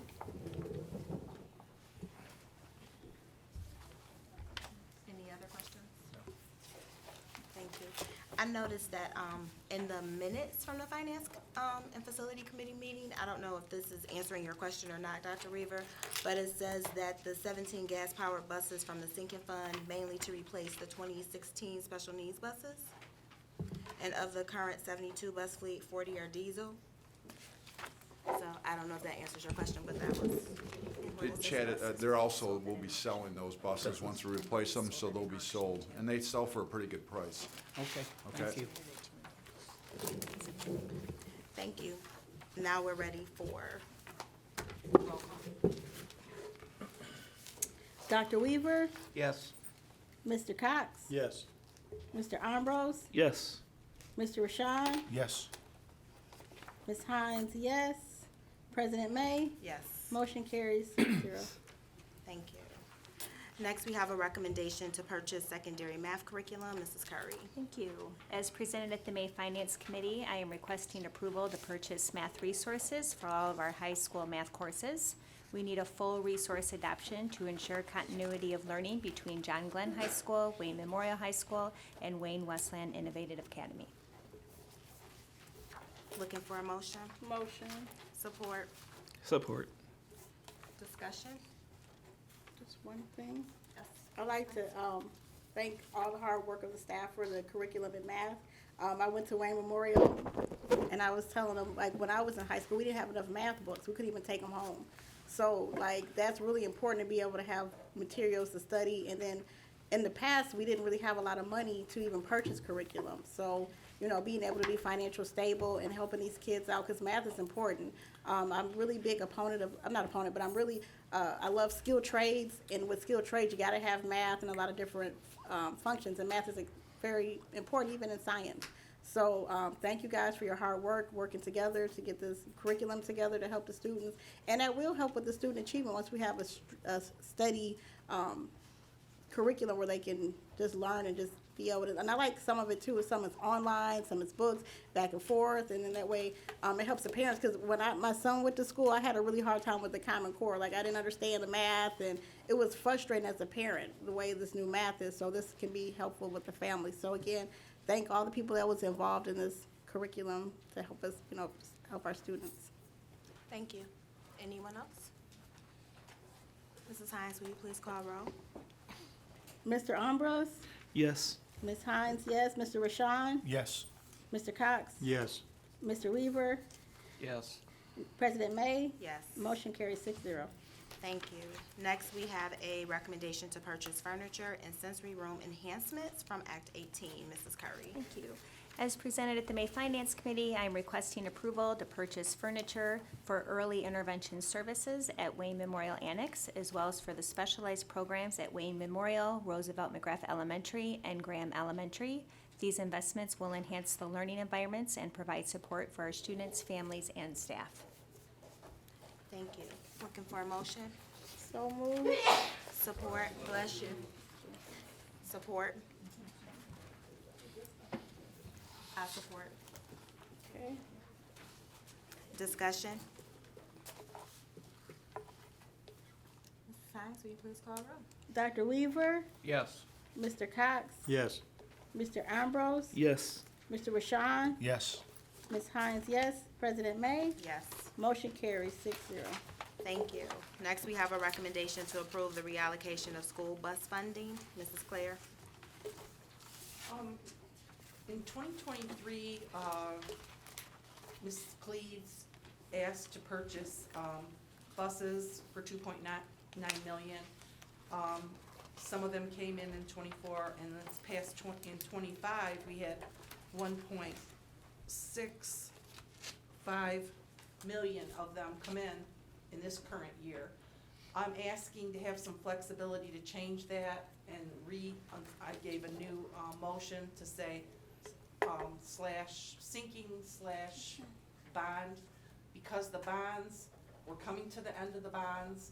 I'm gonna be getting the last expenses from, McCarthy and Smith here at the end of the year, and I have to pay arbitrage fees to the IRS because because the interest rates were kinda good this past year for a while, actually not just this past year, for the past 3 years that we've had the bond, there's been times where we made more interest than what than we're paying on our bonds. And the IRS charges you arbitrage fees. So I'd like to make sure that those arbitrage fees come out of the bond, and not general fund. So that's why I wanna move, and I'm, asking for some flexibility of, there's several buses. So when we get down to the, final expenses, I'll only move over what needs to be moved from the bonds to the sinking fund, so that I can end that fund at pretty much zero and not have to touch the general fund at all. So, this is just a journal entry, I'm not asking for any money. I'm just asking for the purchase, to pay these fees, and any last expenses from McCarthy and Smith, or any vendors, to have it come out of sinking. Move approval. Support. Discussion. Mrs. Hines, will you please call roll? Mr. Ambrose? Yes. Ms. Hines? Yes. Mr. Rashawn? Yes. Mr. Cox? Yes. Dr. Weaver? Yes. President May? Yes. Motion carries 6-0. Thank you. We are now at item 338.25, review and approval of administrative services. The recommendation to form and support a cooperative swimming and diving team. Mr. Toko. Yeah, I am recommending that the board support the Wayne Memorial and John Glenn to form a cooperative diving and swim team. And just to give you a little bit of a background, the Wayne Memorial swim team only had one person this year, and it didn't have any divers. So we went to the league and we proposed to do a cooperative, which I'm asking tonight. It'll be signed by the board president if it goes through. It'll give us an opportunity. We'll do it for 2 years, and then we'll reassess it in 2 years.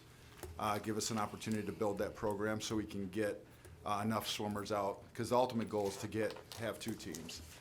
But to take care and not disregard the students who want to be involved in swimming at Wayne Memorial, and I think that they will. You're gonna get more students involved too when you find out that there is more than one person. I think there's gonna take a little bit of success for them to get more students, athletes involved in swimming, because I do believe that building has more than one student that wants to be involved in swimming. And I said, we're gonna do this for 2 years, we'll reassess it in 2 years and see how it goes, but I think it's the right thing to do for our kids at this point. It's just boys, I wanna make that very clear, it's just boys, not girls. Move we approve. Support. Support. Discussion. Mrs. Hines, will you please call roll? Mr. Rashawn? Yes. Ms. Hines, yes. Mr. Ambrose? Yes. Dr. Weaver? Yes. Mr. Cox? Yes. President May? Yes. 6-0. Thank you. Next, we are at item 339.25, review and approval of policy and administrative regulations. And so we have the discipline alignment policy 2006, behavior first read. Dr. O'Feely. Thank you, President May. You're receiving the first read of the policy changes in your packet as presented by Kevin Sutton, attorney from Miller Johnson. At the April 25 Policy Committee meeting, Mr. Sutton provided a recommended updates for policy 2006 around behavior. The recommended changes cover minor language changes in our policy involving the Discipline Review Committee. Please review the attached document where the proposed changes are marked in red for new language and blue for deleted language. At the June board meeting, a recommendation for the approval of Miller and Johnson's proposed updates will be made. Mr. Sutton provided recommended updates for policy 8001 around artificial intelligence. The district has formed an AI task committee to review artificial intelligence tools and formulate a plan for using AI in Wayne Westland Community Schools. Please review the attached document. At the June board meeting, a recommendation for the approval of Miller Johnson's proposed updates will be made. Mr. Sutton also provided recommendations for our policy and administrative regulations to ensure we stay compliant with state and federal laws. Below each highlighted update is a summary from Mr. Sutton explaining the rationale for the updates. The recommended changes cover personal electronic devices, MDE Wayne Risa Perkins grant funding, behavior and threat assessment teams, Wayne Westland Community Schools providing information to families of safe storage of firearms, policy language around service animals, the front loading of employee sick time, updated language for how each school responds to school visitors, updates on sexual harassment under Title IX. Please review the document where the proposed changes are marked in red for new language, blue for deleted language, and yellow for titles that need to be inserted. At the June board meeting, a recommendation for the approval of Miller and Johnson's proposed updates will be made. At the June policy meeting, appropriate titles and positions will be filled in the recommended changes from Mr. Sutton. Thank you. So, any questions for Mr. O'Feely, Dr. O'Feely? I have one question. Just under the policy 2006. Yes. Will the discipline review committee that's been added, will that be spelled out, or will that be spelled out under administrative guidelines? Yes, so there were minor changes that were being made, but. Yeah. Or yes, sorry. I mean, I guess I'm just wondering, like, so people, whoever's reading this knows what positions comprise the. Yes, and I will, during the policy committee Discipline review meeting, any titles or positions, I'll speak to all of that during the actual policy meeting. Okay.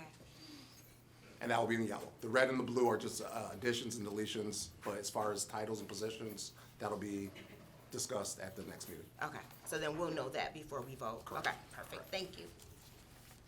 Any other questions? All right, with that being said, thank you. We'll move to item 340.25, review and approval of human resources. Move approval.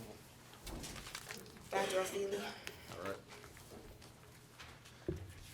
As presented, I would like to recommend to the Board of Education that you approve our 3-year WWAP contract, which is the Wayne Westland Association of Paraprofessionals Contract Agreement for our paraprofessionals from 2025 through 2028.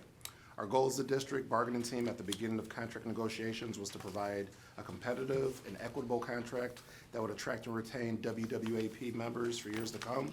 And we're pleased that we've successfully done that for our community. The contract provides wage increases for all members, an additional attendance bonus, an increase to their longevity payment, and improvement to working conditions. I want to thank the WWAP bargaining team, our district bargaining team, and the Board of Education for working as a team to benefit students and staff. My apologies, Dr. O'Feely. And I do make a motion to that effect. Support. Thank you. Discussion? I just have one question. Yeah. Fine with the contract. I just want to know, I noticed in the finance committee meetings, it was listed that many of the positions are grant funded. And so I just wanted to make sure, ask, are we able to sustain that rate of pay from the general fund if something happens with the grants? Just under all of the conversations that are happening right now around federal grants and if we will have them, if we will not have them. I just want to make sure we're able to sustain. I don't want to give people something that then we can't sustain and we have to take away. Sure, we costed that all out. We can Okay, afford it. perfect. That's my only question. Any other discussion? Mrs. Hines, will you please call the roll? Ms. Hines, yes. Mr. Cox? Yes. Mr. Ambrose? Yes. Dr. Weaver? Yes. Mr. Rashawn? Yes. President May? Yes. Motion carries.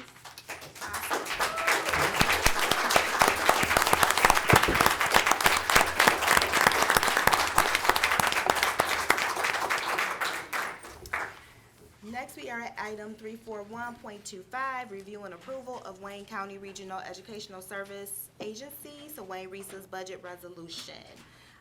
Looking for a motion to pass their budget. So moved. Support? Dave? Support. There you go. Discussion? Mrs. Hines, will you please call roll? Mr. Rashawn? Yes. Ms. Hines, yes. Mr. Ambrose? Yes. Dr. Weaver? Yes. Mr. Cox? Yes. President May? Yes. Motion carries. Awesome. Next, we have item 342.25, review and approval of Wayne County Regional Educational Service Agency election representative resolution. So we're looking for someone to represent us to make the, to drop off the, to make the vote for us for the RESA election. Anyone interested? Anyone interested, Ms. Hines? Why not? I will do it. Awesome. So we have You're the perfect person for it. nomination and support. You want to call roll, Ms. Hines, on that for us? We need an alternate as well. Anyone interested in being the alternate? I want to be an alternate. Thank you so much, Mr. Roshan. All right. Roll call vote. Hines, yes. Mr. Cox? Yes. Mr. Ambrose? Yes. Dr. Weaver? Yes. Mr. Rashawn? Yes. President May? Yes. Motion carries 6-0. Thank you. All right, so next we're at motion, review and approval of Board of Education items. Excuse me, Ms. Yes. You also have to vote on the two. I thought so, but I didn't see it in here. Am I Yes, missing in the something? resolution portion, I gave you the two candidates' names. There's two vacancies and there's two people that have been identified by Wayne County as completing their packet. So there's two vacancies and two people, but you still have to vote on it.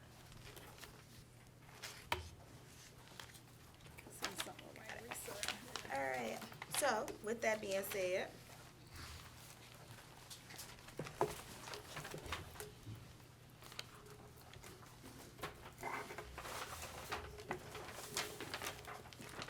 this is the one that, It was a separate email, if I remember right. yep, it's right here. I'm trying to figure out which one to read. So there are two seats on the Wayne Reese's Board of Ed.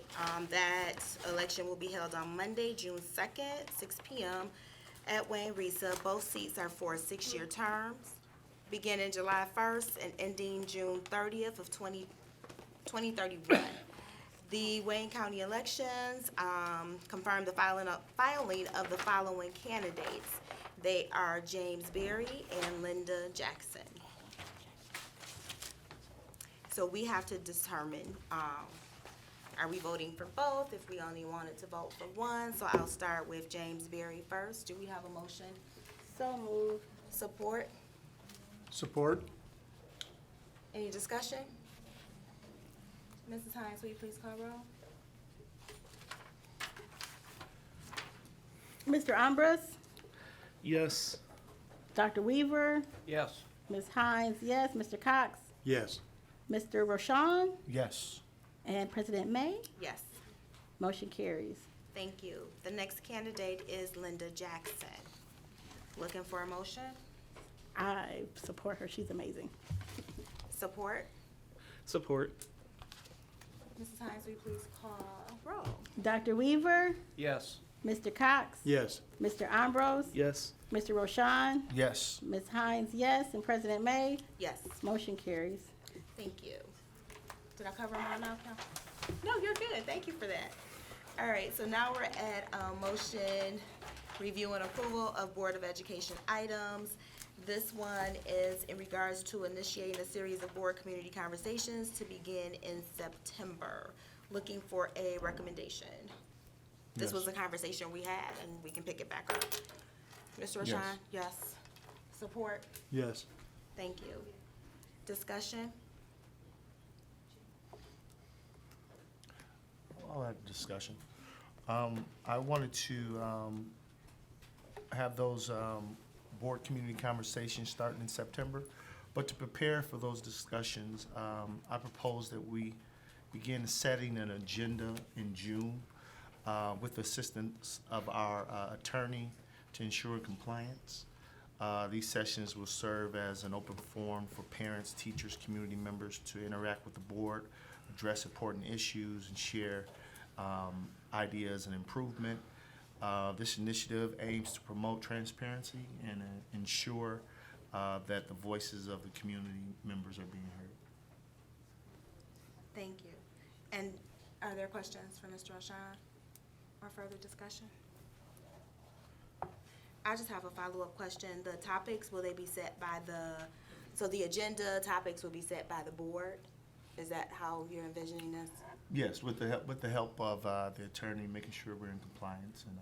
Okay. Yeah. Will we receive stakeholder input for agenda item topics? Yes. Okay. Absolutely. Thank you. Are there any other questions?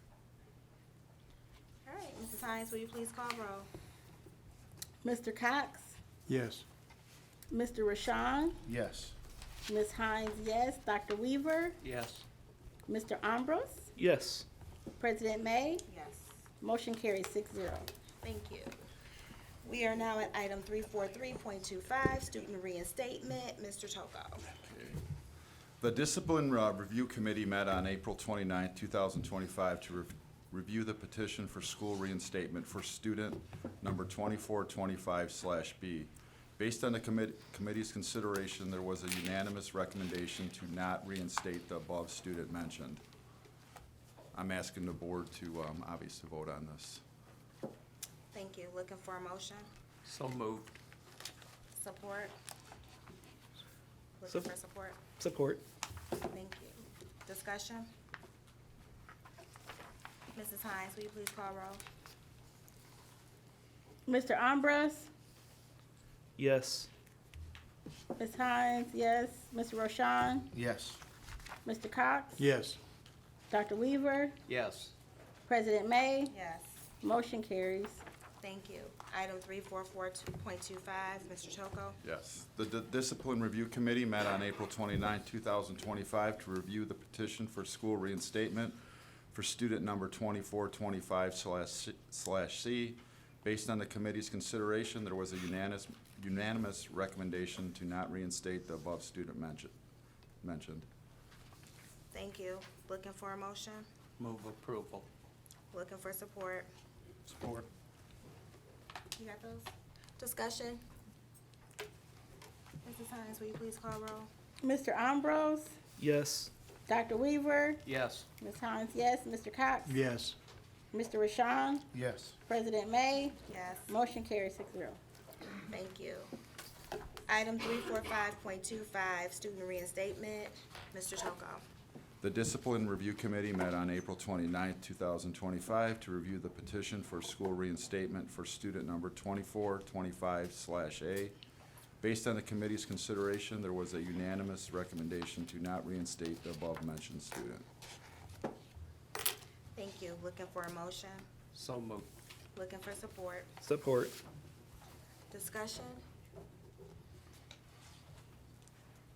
Mrs. Hines, will you please call roll? Dr. Weaver? Yes. Mr. Cox? Yes. Mr. Ambrose? Yes. Mr. Rashan? Yes. Ms. Hines, yes. President May? Yes. Motion carries. Thank you. We are now at item 346.25, citizens' comments. Just reminding everyone that we allot 3 minutes for each comment. And Mrs. Hines, you can start calling them, please. All right. So it looks like we have a Miss Michelle Sample, non-agenda items. She's still in the building. Oh, there she is.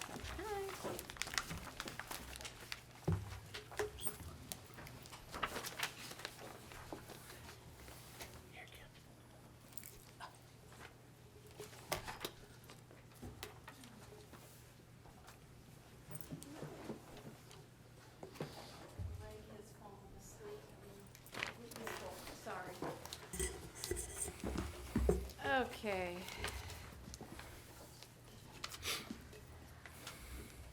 Few things we're gonna start off with. Gonna give a little history lesson.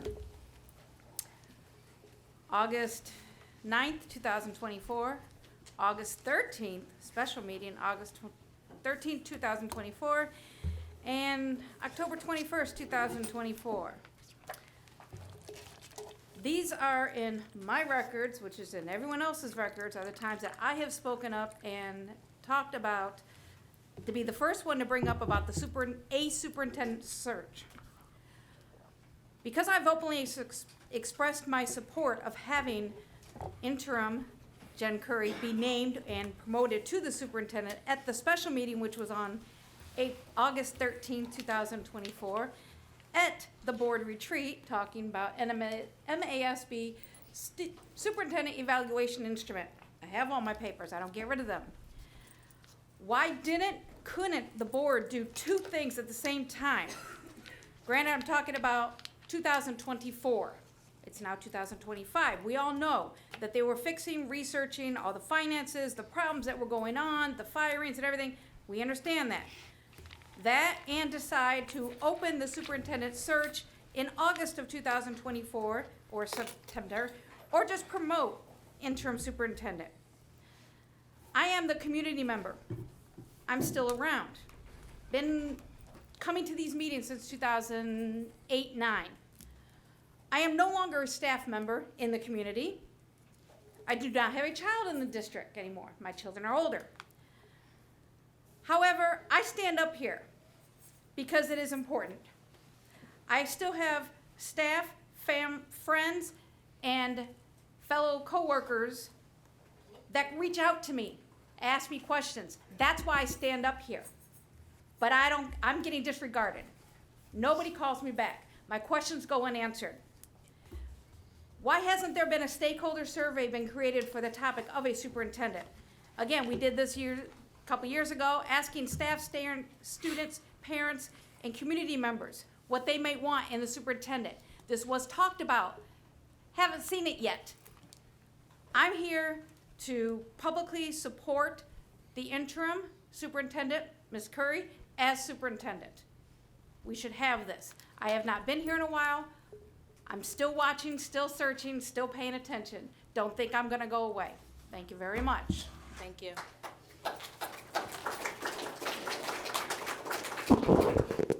We have a Ms. Dana Jones.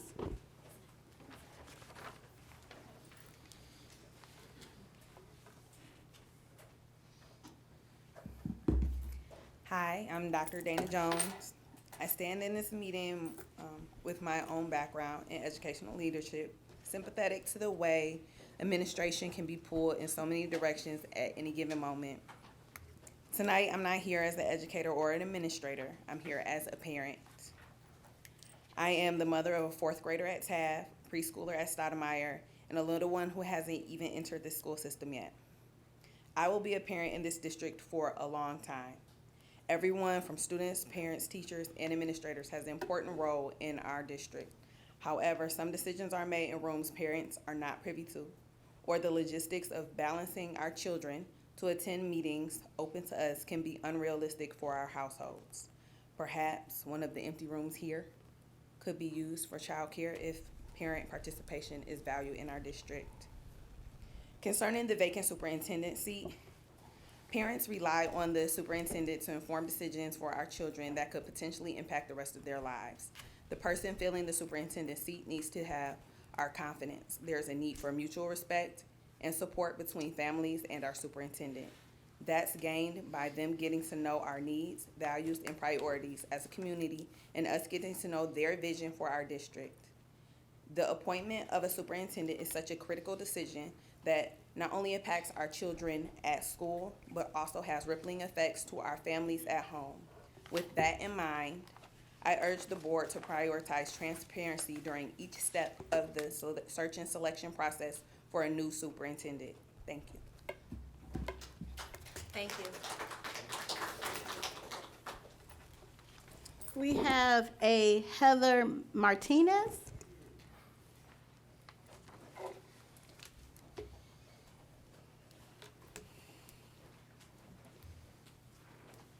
Good evening. It's been a while, but I'm here yet again. My phone started ringing a few weeks ago, so here I am, getting calls from people who are afraid again. Afraid that they might see the days of being afraid to speak up, afraid of retaliation, afraid of being targeted. Because the truth is, there has been a climate here where speaking honestly has come with consequences. I'm afraid now that the board's actions are showing that you're choosing to go backwards instead of moving this district forward. Let me be very clear. Jen Curry deserves a 3-year contract. She has dedicated her entire career to Wayne Westland. She has lived and breathed this district for decades.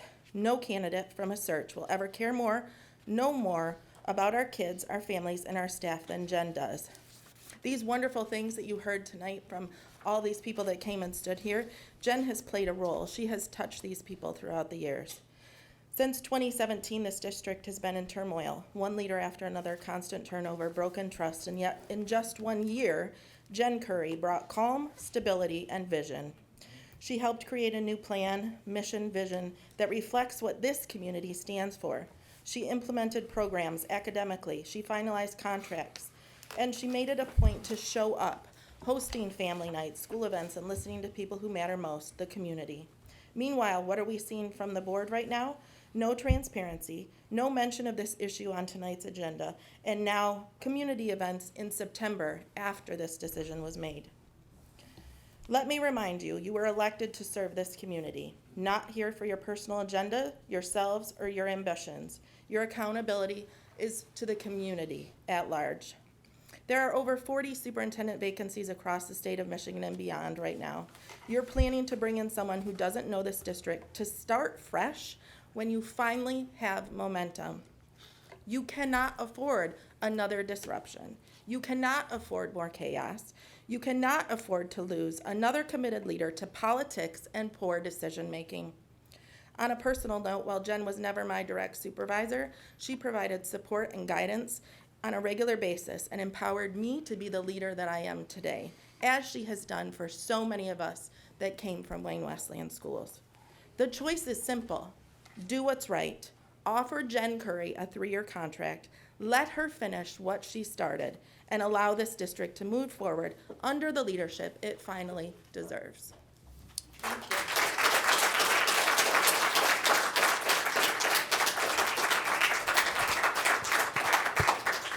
Next, I have a Matthew Furka.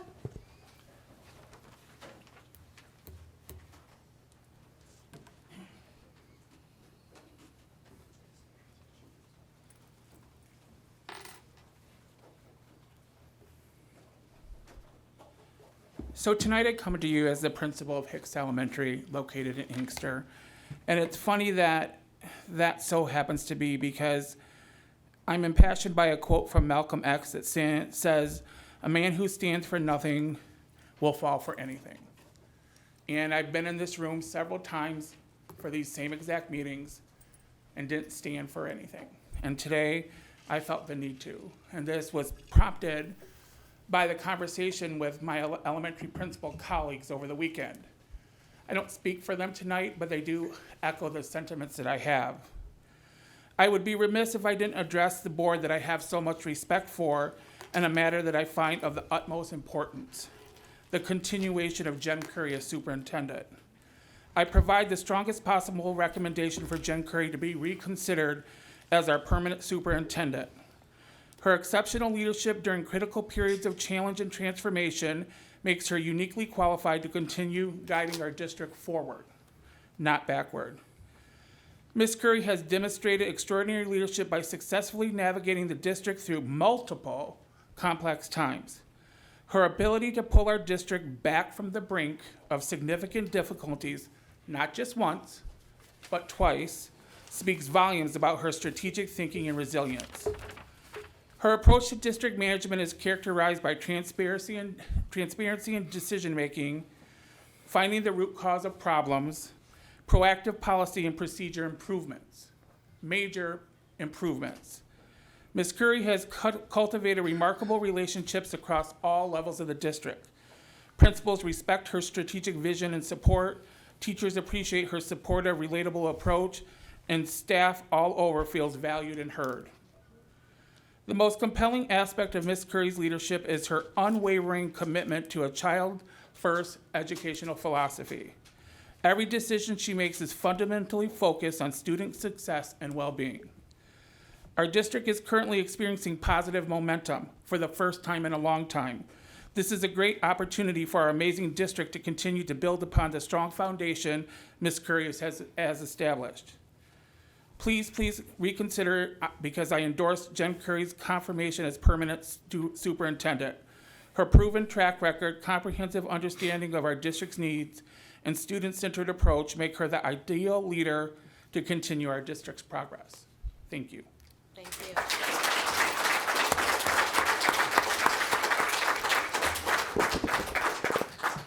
you. We have a Miss Jennifer Owens.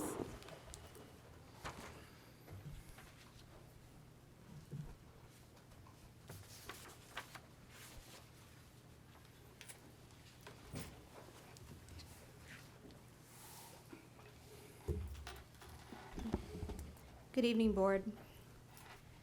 It's sad and beyond disappointing that we are here yet again with another superintendent issue in this district. In regards to the current superintendent position, according to the March 25 board meeting, Ms. Curry was unanimously voted in as our superintendent for the next 2 years.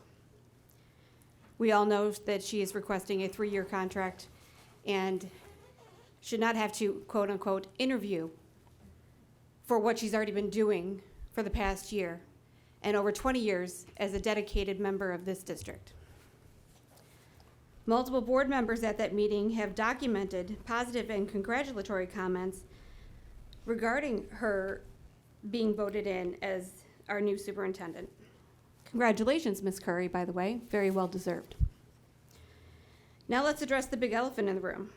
Why is Ms. Curry, after over 20 years of dedicated service and success within our district, not being given the 3-year contract that she has been requested? The board has gave 3-year contracts to prior superintendents with a less than savory track record than Ms. Curry. Why is she not being shown the same courtesy?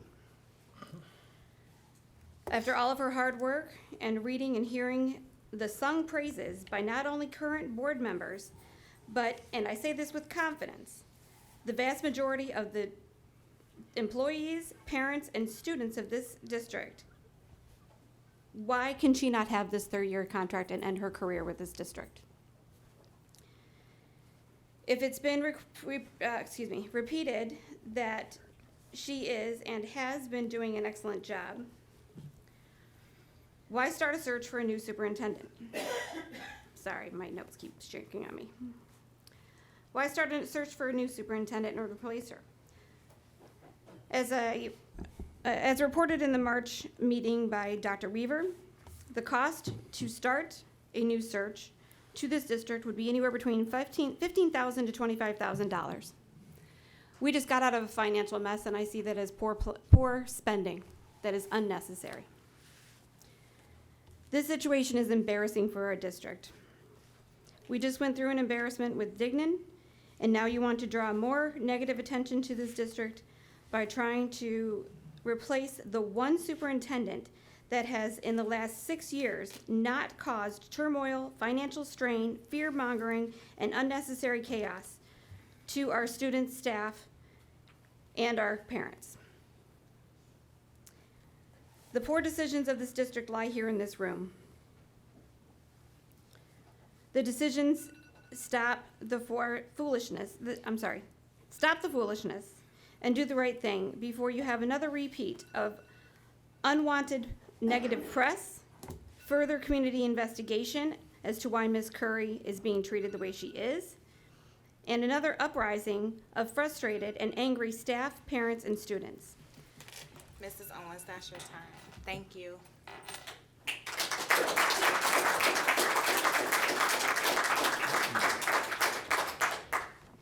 We have, Amy, is it Gridley? Everybody wants to add an end to it. I'm sorry. It's not mine. I should put my glasses on. Good evening. In March, we came to you and made a simple request to make Jennifer Curry our permanent superintendent. If you were unsure at the time, let us offer you a clear perspective now.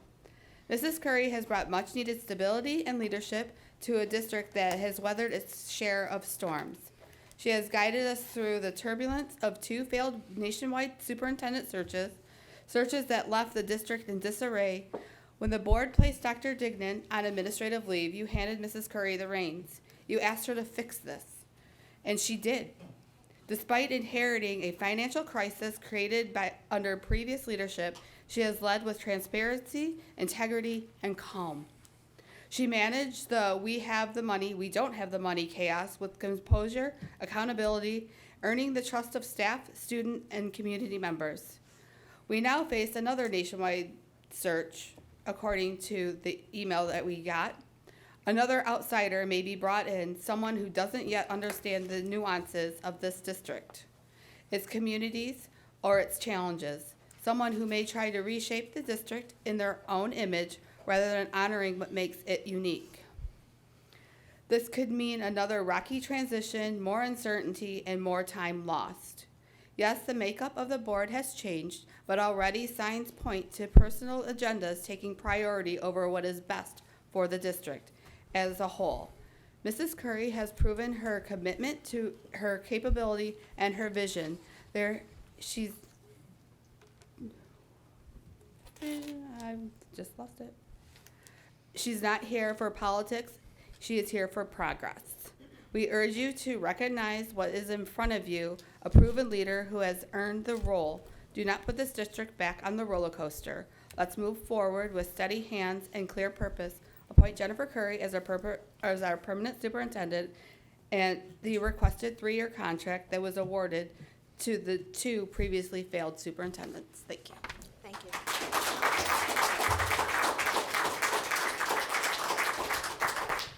I have a Mr. Scott Martin.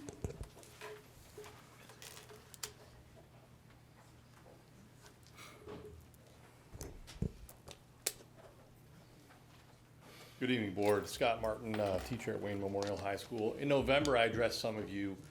In fact, I used the verb implore to implore you to ban cell phones. I know there's discussion happening. I know you're waiting to see what the state wants to do. But let's be honest, the state may craft a bill that is essentially toothless and useless. Anecdotally, I can tell you that students come into my room, doesn't matter what activity we're doing, first thing they do is get on their phone and stay on their phone until I tell them to get off the phone, even though I've said day after day, please don't come in with your phones. Please put your phones away when the bell rings and so on. I'm continually ignored by students who seem, let's say, habituated to using their phone continuously. It's not anything new to know that this is a mental health problem. We've talked about mental health issues tonight. I'm just asking you to craft something that, in case the state decides to give some sort of empty gesture, that we will have something in place that ensures that students are learning rather than transfixed by social media, planning fights, whatever else they're doing on their phone, pornography, who knows, right? But I'm just, again, I implore you to come up with something to stop this problem, please. Thank you. Thank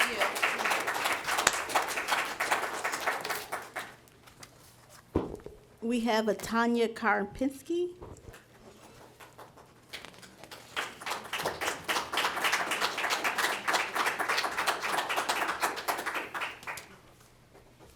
Thank you. Good evening, members of the board. I am disheartened to find myself speaking here again tonight on behalf of the MEA employee unions on a topic that we already expressed our dismay over when we asked for the district to support Jen Curry as our permanent and full-time superintendent with a contract and length that would be acceptable to her. In a time when consistency, trust, and stability are critical to the success of our students, staff, and community, the leadership provided by Jen Curry this past year has offered just that. her proven ability to lead effectively during bargaining crisis, cyber attacks, while fulfilling dual roles of Assistant Superintendent of Curriculum and Instruction, as well as the Superintendent of the district, shows not only her exceptional dedication, but also a sound fiscal approach to this district. Transitioning now to another interim superintendent, only to then begin yet another search for a permanent candidate, and a third transition would create avoidable disruption and uncertainty.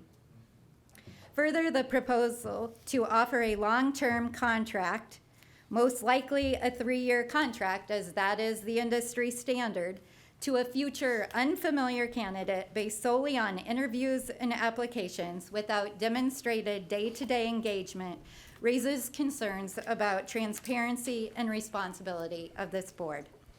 It is difficult to justify such a decision when Jen Curry has already shown strong, capable leadership and deep familiarity with the district's needs, culture, and challenges. This approach also places additional financial strain on the district by separating leadership roles through an additional transition, searching costs, and offering a not only interim superintendent position as well as a complete contract to an unknown candidate at this time, as opposed to the stipend Ms. Curry has been receiving for her dual roles. For the benefit of the students, staff, and the district, we once again urge the district and this board to do what's right, to deal with the overall integrity of this district, and to rescind their decision in the 5/16 email that was sent to the Wayne Westland community, and instead offer a 3-year contract to Ms. Jennifer Curry. Thank you.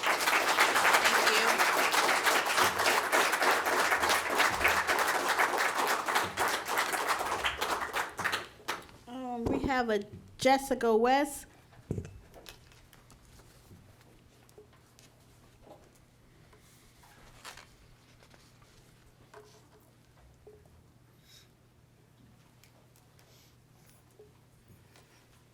Good evening again.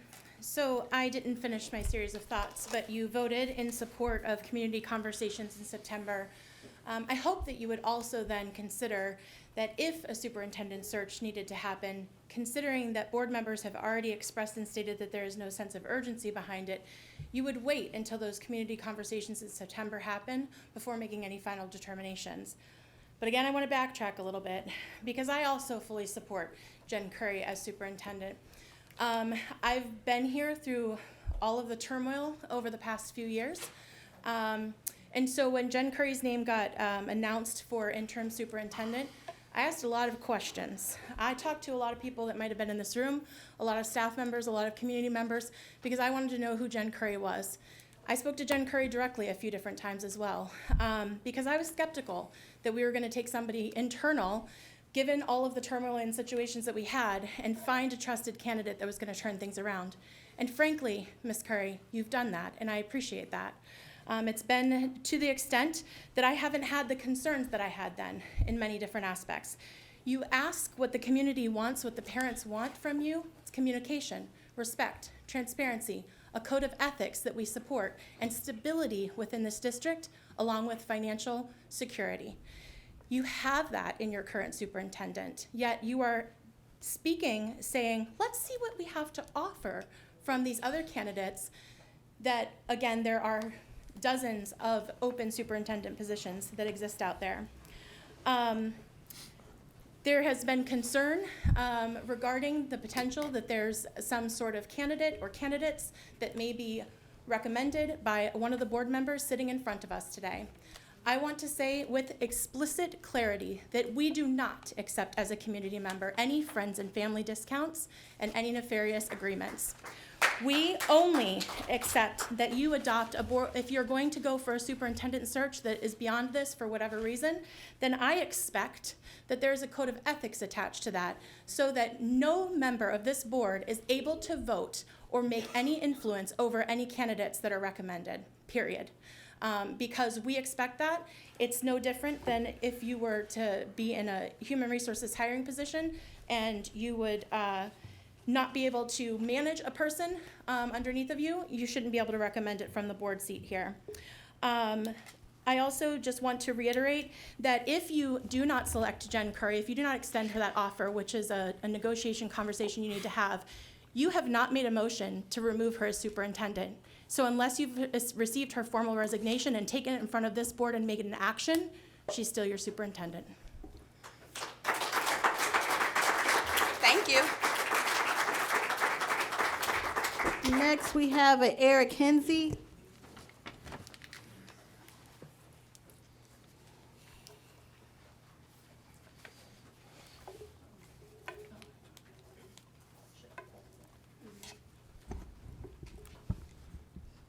Good evening. Some of my colleagues and I have concerns and questions about equal interval grading that our district's grading task force is recommending. Is our district relying on one book to make a sweeping policy change, that book being Grading for Equity by Joe Feldman? Can someone provide a comprehensive list of the colleges and school districts, both local and national, that are using this policy successfully? How does this system work with our current honor point system for weighted AP classes? Can anyone explain how this does not artificially increase grades? What is the reason for the haste of implementation? The Novi district has been working on this and attempting to implement it for 3 years. Airport in Monroe is apparently doing away with it. The new scale allows a student with an overall 20% to pass. 20% in no way demonstrates understanding. What happened to expectations? Academic rigor. If we move forward with the proposed scale from the district where 20% equals passing, wouldn't colleges and other post-secondary institutions question acceptance from all Wayne Westland students? I wonder if anyone has read Ed Frontline's Equal Interval Grading Malpractice by John Richard Schrock, where he writes, professional teaching has rapidly eroded under pressure to increase graduation rates. He also writes, grading is a teacher's professional responsibility and varies among disciplines. Personally, I'm also concerned with the idea that this seems to infringe on a teacher's academic freedom per our Wayne Westland Education Association contract. I ask that the board questions the research and the necessity for a new grading policy. Thank you. Thank you.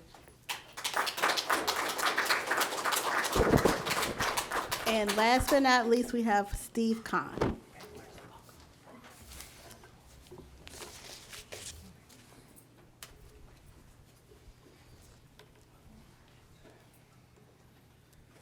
Good evening, everyone. I'm Steve Kahn. I'm the president of the Wayne Westland Education Association, the Teachers Union. I'm going to echo what a lot of people have already said here tonight. But before I do that, I want to make something clear. I think that maybe I had misspoke last month, and a board member took one of my comments out of my context. I want to make it clear this is the first time that the MEA has endorsed a candidate for superintendent, not first time that we've supported a superintendent. Okay, and I felt like I needed to make that clear. We have always stayed out of it, let the board decide.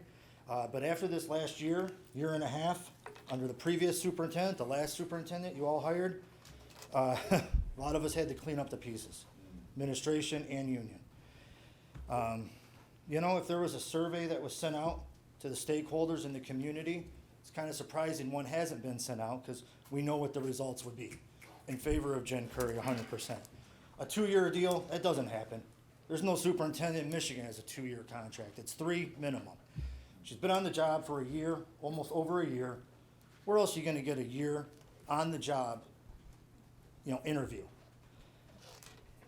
This is something, I just don't know how else to reiterate this, that you have voices from the community, you have parents, every organized labor, every union group administrators in here that support Jen Curry as our superintendent, because we know what's happened when we go through the national search. We've seen it. If we do go that route, which is the purview of the board, I get it. I just want to let you know that some of us will still be here. The union will still be here. We will help clean up the mess again. We will try to stop the board from taking a $30 million loan that they didn't freaking need. We'll stop the outsourcing of employees, which the board tried to do. And we'll continue to work with those in administration, central office, that had to keep their heads down and helped work with us to get this district in the right spot, okay? And I don't want to name their names, but it was a team effort, okay? And as a product of Wayne Westland, proud Edison Eagle, Marshall Viking, and John Glenn Rocket, this is dear to my heart, okay? And this is more than my union president role, or this is huge. This is huge for our community. This is huge for our home property values. This is huge for those of us that love our community and have seen it change through the years, but we're still here and we love this. And I just want to let you guys know that Jen Curry has the full support of this community and all the MEA groups in Wayne Westland. Thank you. And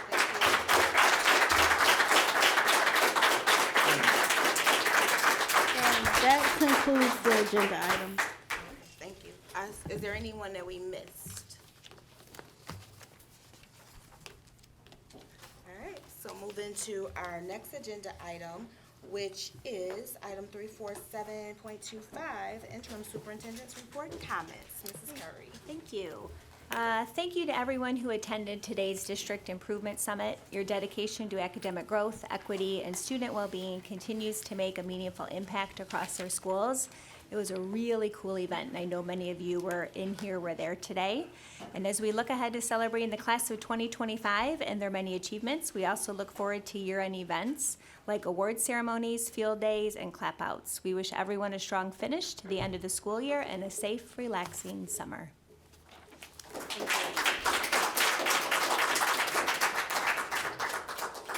We are now at item 348.25, review and recommendations, Board of Education. Mrs. Hines. Well, I'd like to thank everyone who came in today. Again, we had an amazing board meeting about all the different programs that they have to help our students succeed. I definitely love our therapy pet as well, and he has an ID as an employee. I think that's pretty awesome. One thing that is near dear in my heart is when they had the growth works with the statistics of the suicide within the children in the district is, it's pretty sad. And I know I'm so glad that we have different resources. We have our resource center, we have Care Solace, we have like Corona Health, a lot of different agencies that help us in that area because it is a lot, going on in these perilous times. I like to kind of be like on a positive note really quick. So we are working with the City of Westland and the Livonia Westland Chamber of Commerce. I just got Schoolcraft College to help us out and a lot of community members. So, and I definitely would like to work with the Resource Center. We're hosting a charity event at City Hall. We have a partnership with the City of Westland, and it's going to be called the Great Discovery Playoff. It's going to be Tuesday, June 24th from 6 to 9 p.m. And we were able to secure the Wayne County Chair, Alicia Bell. We have City Councilwoman Melissa Sampe, and we have an award-winning author and spoken word artist, Lawrence Sowell. And the purpose is, with so many things going on in the community, the money that's going to be raised for the charity event is going to help families in the community for food, clothing, formula, child care vouchers, wipes, and diapers. I was working with a lot of nonprofit organizations, and they were saying how a lot of children die from infections from not even having baby wipes. So this is something we want to do as a huge community to kind of really put everything together, even with our Wayne Westland schools having a very high rate of homelessness. So I'll put the information, I'll probably get it in the Tea Tree, or whatever they have that local thing, but I think it's something important to like come together as a community. And I'm always bringing events, so they have the Relay for Life. Wayne Westland has an event coming up, and it's going to be, I had it right, let's see. Oh, here it is. So the Wayne Westland Relay for Life, they're having an event Saturday, June the 7th, 2025, from 11 a.m. to midnight at the Westlands Farmers Market in Tatton Park. 1901 North Carl Center, Westland. And this is really good to help the survivors of cancer and, you know, the families and support them as well. So it's an event they're having. And I also, and I'll try to get this out to the school district. So a lot of times I go down to Michigan Works, and there's a lot of families that need jobs. And over the Michigan Works over in Wayne on Michigan Avenue, they have Phoenix Service for hot jobs. And there's jobs paying like $16 an hour for forklift operators, quality control, like 16 to 18, some $20 an hour for safety managers. So this will kind of help, you know, the community get this circulated for people that's looking for works and help families. And now for the tough conversations. I've been a member of the Wayne Westland School Board for over 11 years. And when I first joined the board, Dr. Barrissey was leaving as superintendent. He was there over 17 years. You know, we had Dr. Harmala and several other superintendents.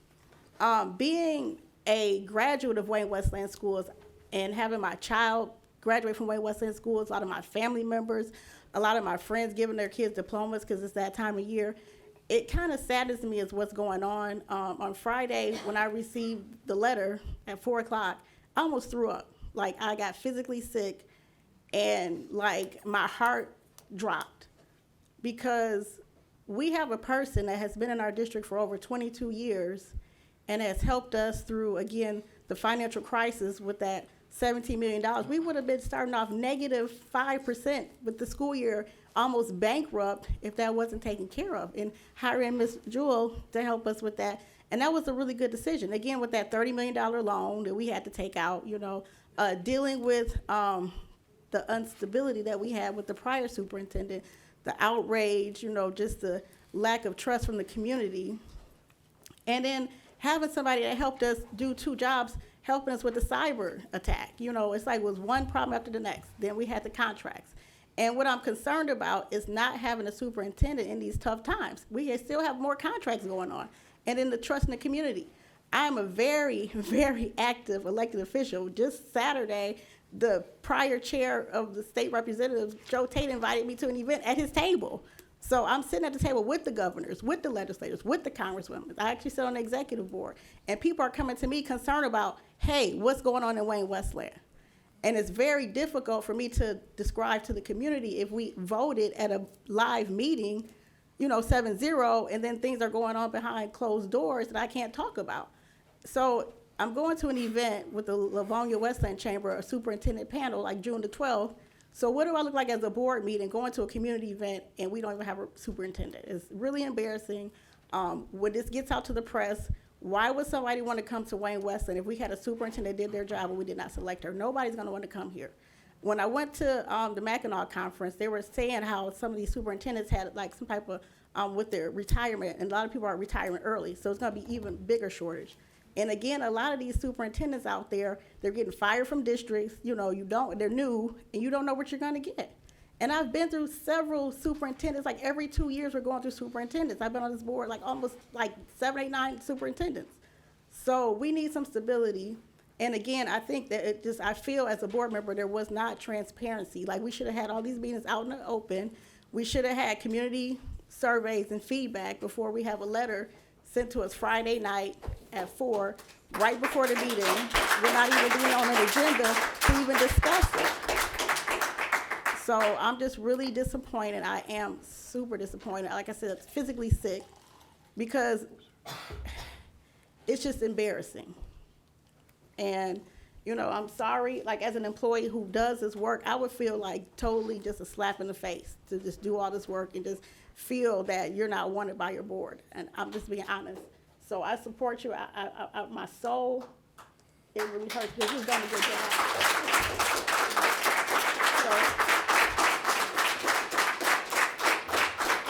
I'm not trying to cry, but it makes it hard. Like, I want to serve this community, but I cannot be on this board if it's all this confusion.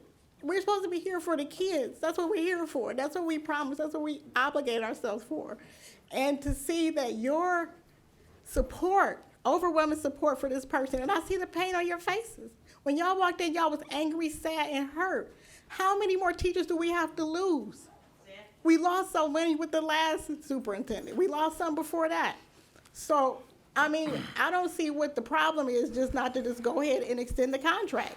It's not no legal rules where you have to do this and you have to do that. It's just causing more chaos to the district. So I'm sorry to be like, but it hurts. And I have one more year left. Do I stay on the board or do I get off? And because I can't continue to serve in chaos. And that's my final statement.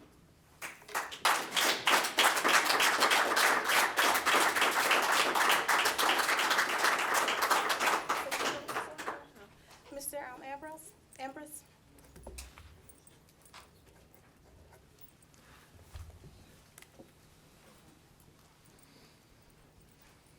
I don't know how to follow up with that.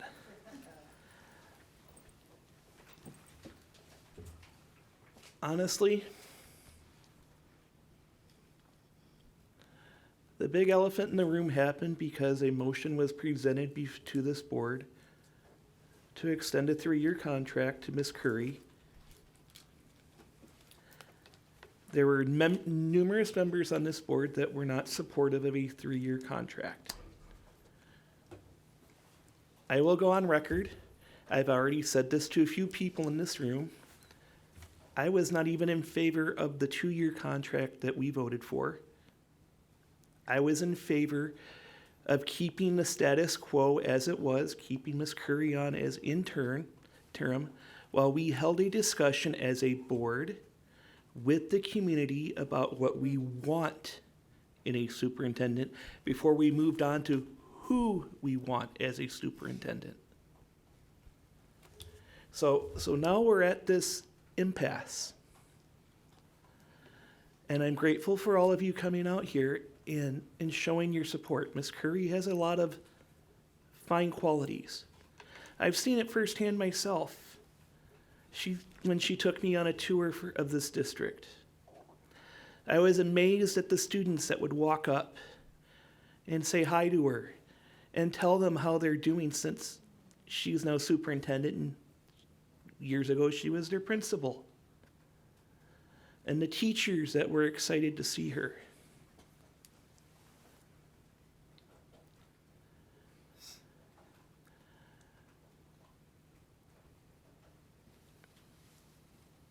But honestly, if I am going to vote for a superintendent for this district,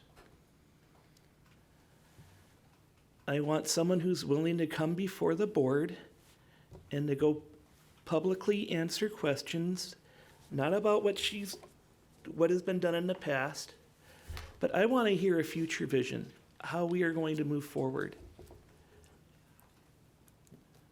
And I don't think that's a big ask to make.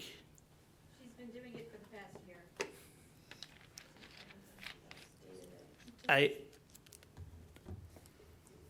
That is your opinion.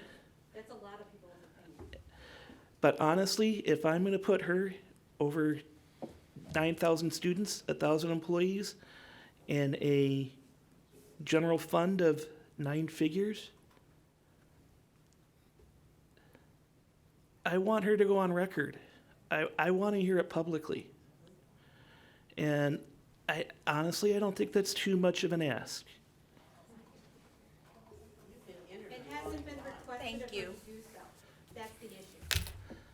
We haven't gotten to that. We never got to that point You yet. promised a year ago to have community meetings with the board, open communication and transparency. Those things are now being discussed to start in September, over a year later than when they were promised to us. And I know that you're new, and I don't know if you know about those discussions a year ago, but they took place.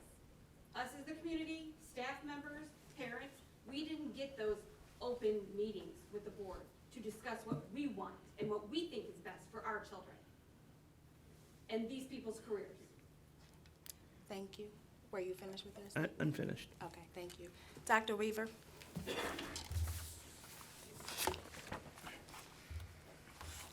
First of all, I want to apologize to Mrs. Curry if any of my comments tonight would embarrass her at all.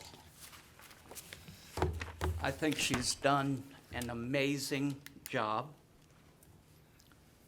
I think she has done much more than she has ever been given credit for. and I apologize to her for the way she's being treated now.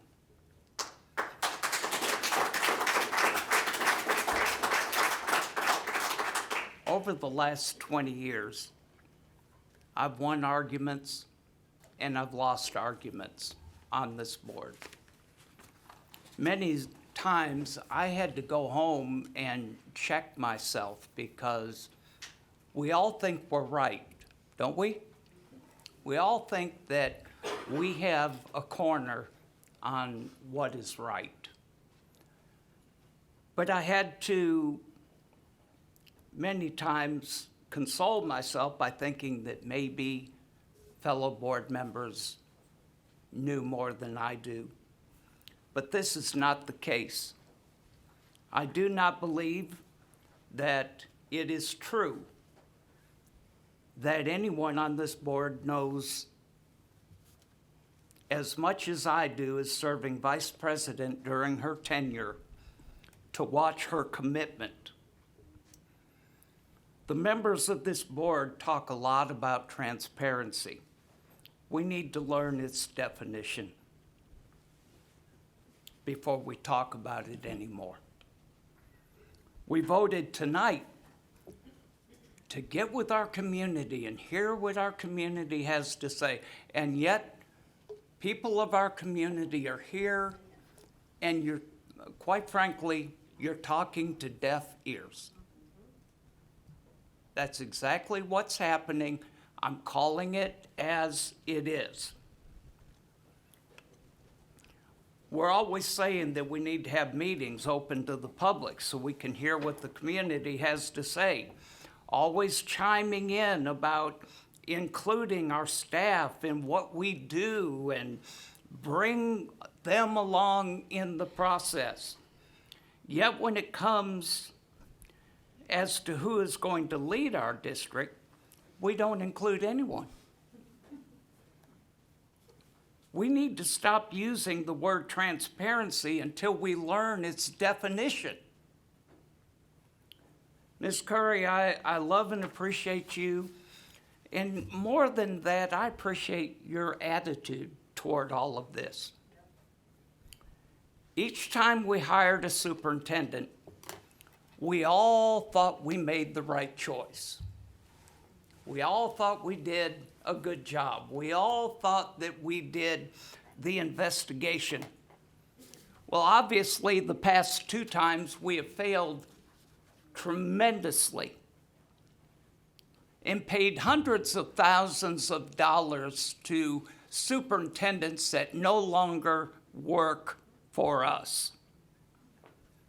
Superintendents with bad temperament toward employees. No collaboration with the staff, just pointing down from Mount Olympus saying, this is what you will do. And then creating nonsense jobs in central office so they can pull a principal and put somebody they know in their place.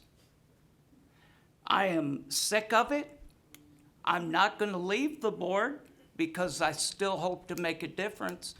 But I am sick of this, and as Ms. Hines said, I am absolutely sick to my stomach over this. I do not appreciate an email coming on Friday afternoon and going out to the community at 4 o'clock on Friday afternoon so that the community wouldn't have a chance to organize and be here tonight. The community wants Mrs. Curry. The staff wants Mrs. Curry. What hubris it is for board members to sit up here and deny our community and deny our constituent teachers and workers what they would like to have. Thank you. That concludes my comments.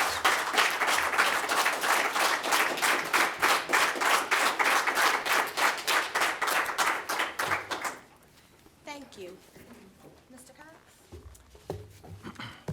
Yes, I'd like to begin by saying that President Steve Kahn sent me a very nice email.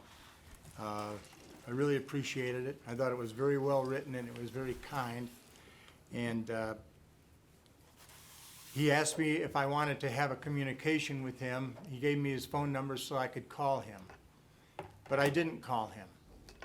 And the reason I didn't is because, frankly, I believe there's way too many conversations going on between our employees and our board about things that need to be talked about here so that everybody can hear it. I'm certainly willing and interested in talking to Steve anytime he wants to communicate, but not over the phone and not when we're not in public, especially now with all that's going on. Because all that's going on right now is the board is exercising its responsibility. We did not give Ms. Curry a 2-year contract. We voted in a meeting to offer her a 2-year contract. She rejected the offer. The end. It doesn't mean, I'm not talking to you. It doesn't mean that we don't love and respect her. Here she is sitting right here. We asked her to do this. Actually, I asked her to do it a long time ago. I know who she is. And to have these conversations like there's two sides of this thing, where the employees want her to be the boss and the Board of Education wants someone else to be the boss, no. The Board of Education believes that they have a responsibility to the community. And I don't mean just the people that get paychecks and used to work here and aren't employees anymore. I'm talking about the 80,000 people in Westland and the 20,000 people out that we serve. We are their only voice here. They are the ones that elected us to make this decision. And it does not preclude Mrs. Curry from being involved in the selection process, not at all. And by the way, everybody who is interested, we want to hear from you. And we will have community meetings, just like we said we would. But you don't have community meetings when it is your interest to offer a 2-year job, which we did. So I just want to say that I appreciate what Mr. Kahn did, and I appreciate the union's position. I kind of look at it a little bit like, you know, my little brother's 10 years younger than I am. And when I was 15 years old, my mother was looking for a babysitter for him. And I just knew that Jeannie Conrad was the best babysitter my mother was ever going to get. And I pleaded with her, although I might have had a different focus than my mother did. And my focus is not anybody in this room. It's the children. And the children that aren't even in our school district right now. Ms. Hines, has been talking since November about the changes that are going to come to our state as a consequence of the presidential election, the disbanding of the Department of Education, what's going to have, all of these uncertainties that we're going to have to deal with. In public education, it's just, you know, goes with the territory. But one thing is for sure, folks, there is going to be a change in the way public education is being looked at. It's happening right now. Right now, I don't know if we're the highest paid teachers in Wayne County, but if we're not, we're awful close to it. But the student performance isn't with it. What does this have to do with? I'm talking, and when I finish talking, you'll understand what it has to do with it.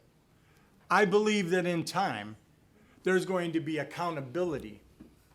I believe in time, parents are going to have a golden ticket, and they're going to be able to give it to whomever they want to give it to educate their child. And I've never been afraid of that. I've never been afraid of charter schools. I think we can compete with any charter school. I think if you put what we can offer students versus charter schools, there's not even a comparison. I'm willing to compete. But we're not going to be able to compete if we don't have a plan forward.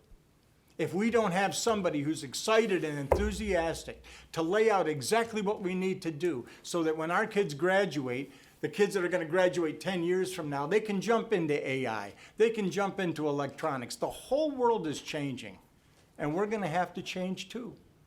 And it's my feeling that the Board of Education recognizes it has a responsibility to identify those people who are gonna be the best leadership. And I hope that you all have input in it. And none of this precludes our love and respect and appreciation of Ms. Curry. We offered something, she said no, that's it. That's all that happened. The next thing I would like to have, because I don't really know what equal integral grading is. I could tell you it's been explained to me like it was World War II bread where they added a bunch of stuff to sawdust to make it taste like bread. I want to know exactly how it affects. I don't want fancy record keeping, and I'd like to know what that's all about, because I don't. And thank you, Mr. Hensy. I would like Mr. Scott Martin to know that he has an ally in me with respect to this cell phone issue. If the governor fails to do the courageous thing, and she's done the courageous thing before, but if she fails, we have to act, because the kids are paying the price for it. They think that their freedom has been taken away, but ultimate freedom is paying attention in class and not your telephone so that you have options in life. We've got to do something about this. I wanted to say that one of the board members mentioned tonight at the mental health presentation that his own family, I'll bet you every family in here has had. And I know that if it weren't for school districts and our school districts, most parents wouldn't have any idea which direction to go in if they needed help. They wouldn't have any allies at all. They just wouldn't know what to do. In large part, they're young people and maybe never faced with these kind of issues before. They don't know where to go. I'm so grateful that we have the resources for them. And anything we can do to improve the resources. There's just no mental health infrastructure out there. You can't teach kids that are trying to kill themselves. So, thank you very much, everyone. Thank you. Mr. Roshon. Yes, I want to start by thanking the students, getting the focus back on the students first that were here this morning. They did from Wildwood, Blake, Hannah, Nicholas for being here, and the principal, all the great work they're doing. They're also all the staff, teachers, volunteers in the district, the hard work they're doing. Also the retirees of our district, their hard work and dedication to our district. I want to thank them.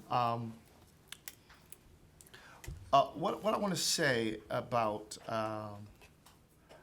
our superintendent, I want to express my strong support for Jen Curry as a great candidate for our superintendent. I believe she would be an excellent fit for our district, given her dedication and leadership, and also advocates for our. I also advocate for our interviewing process that allows our teachers, parents, community members to hear her vision and plan for our schools. Engaging all stakeholders in this decision is essential for fostering transparency and collaboration, ensuring that we work together to build a brighter future for our students. I believe that we should have an opportunity to hear from Ms. Curry and her vision and her how she want to move the district forward. Even though I started as a board member in January, I've only had a few months with Ms. Curry, and it's been pleasant. But I would love to allow parents and students in our district to hear from her in the interviewing process. Thank you. So just echoing many at the table, I want to thank Blake, Hannah, and Nicholas for leading us in the pledge this evening. I also would like to congratulate Grace and Hannah for their early middle college graduations. Really appreciated all of the district presentations tonight, hearing the things that are going on in the district, hearing about the opportunities that students have had, the Prodigy Champs, making the Samsung grant. Just all of those things are phenomenal things, and I love when those things come before the board and we're able to extend our gratitude to our staff. I also would like to again congratulate our retirees and thanking them again for their service to children and to the Wayne Westland Community Schools District. I am grateful for all that have attended tonight's meeting, for hearing your concerns and your opinions.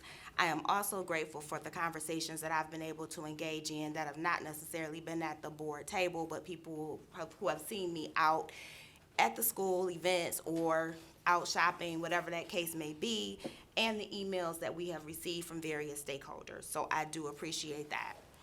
I am very excited to share that I was able to attend the Elementary Art Show and Wayne Memorial's Jazz Cafe.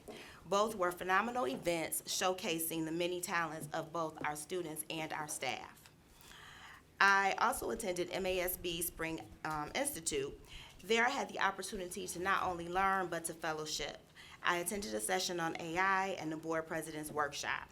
Some of the key takeaways for me from that event was to stay grounded in my why, stay consistent, understanding that board work is hard work and it's not in the weeds. Compromise and respectful discourse is a must. In regards to the elephant that's in the room, so a lot of things have been said this evening and I've addressed those things with individuals, but clearly my conversation was disregarded, and that's okay. I would like to put on record that I admire, respect, and appreciate all that Jen has done and will continue to do for the district. There is not a discourse between Mrs. Curry and myself. Yes, I took the information to her that the board voted on, and she declined it. I took that to the board. We had a conversation. The majority of the board made a decision. I do not stand alone in this. It's one vote. I have one vote. The other piece that I want to share is that I have always believed that our strongest decisions arise from three foundational pillars. That's putting students first, fostering meaningful community engagement, and maintaining unwavering transparency. To appoint a superintendent without providing our community the opportunity for input will undermine these principles that have guided me throughout my entire time on the board. Such an approach would not only be inconsistent with our values, but would deprive us of the diverse perspectives that ultimately strengthen our educational vision. That may not be something that everyone agrees with, and I can respect that. But for me, I have to stand in my principle, and my principle is that we should do a search. I hope, I've said this to Mrs. Curry multiple times, that she would apply. I have literally begged her to do that. So we've had that conversation. Again, you all may not agree with that, and I can respect that. But the decision is that of the entire board. And the majority of the board made a decision. And the decision was made in the best interest of our district. I thank everyone for coming out this evening. Are there any follow-up questions for item 349.25? Mrs. Curry?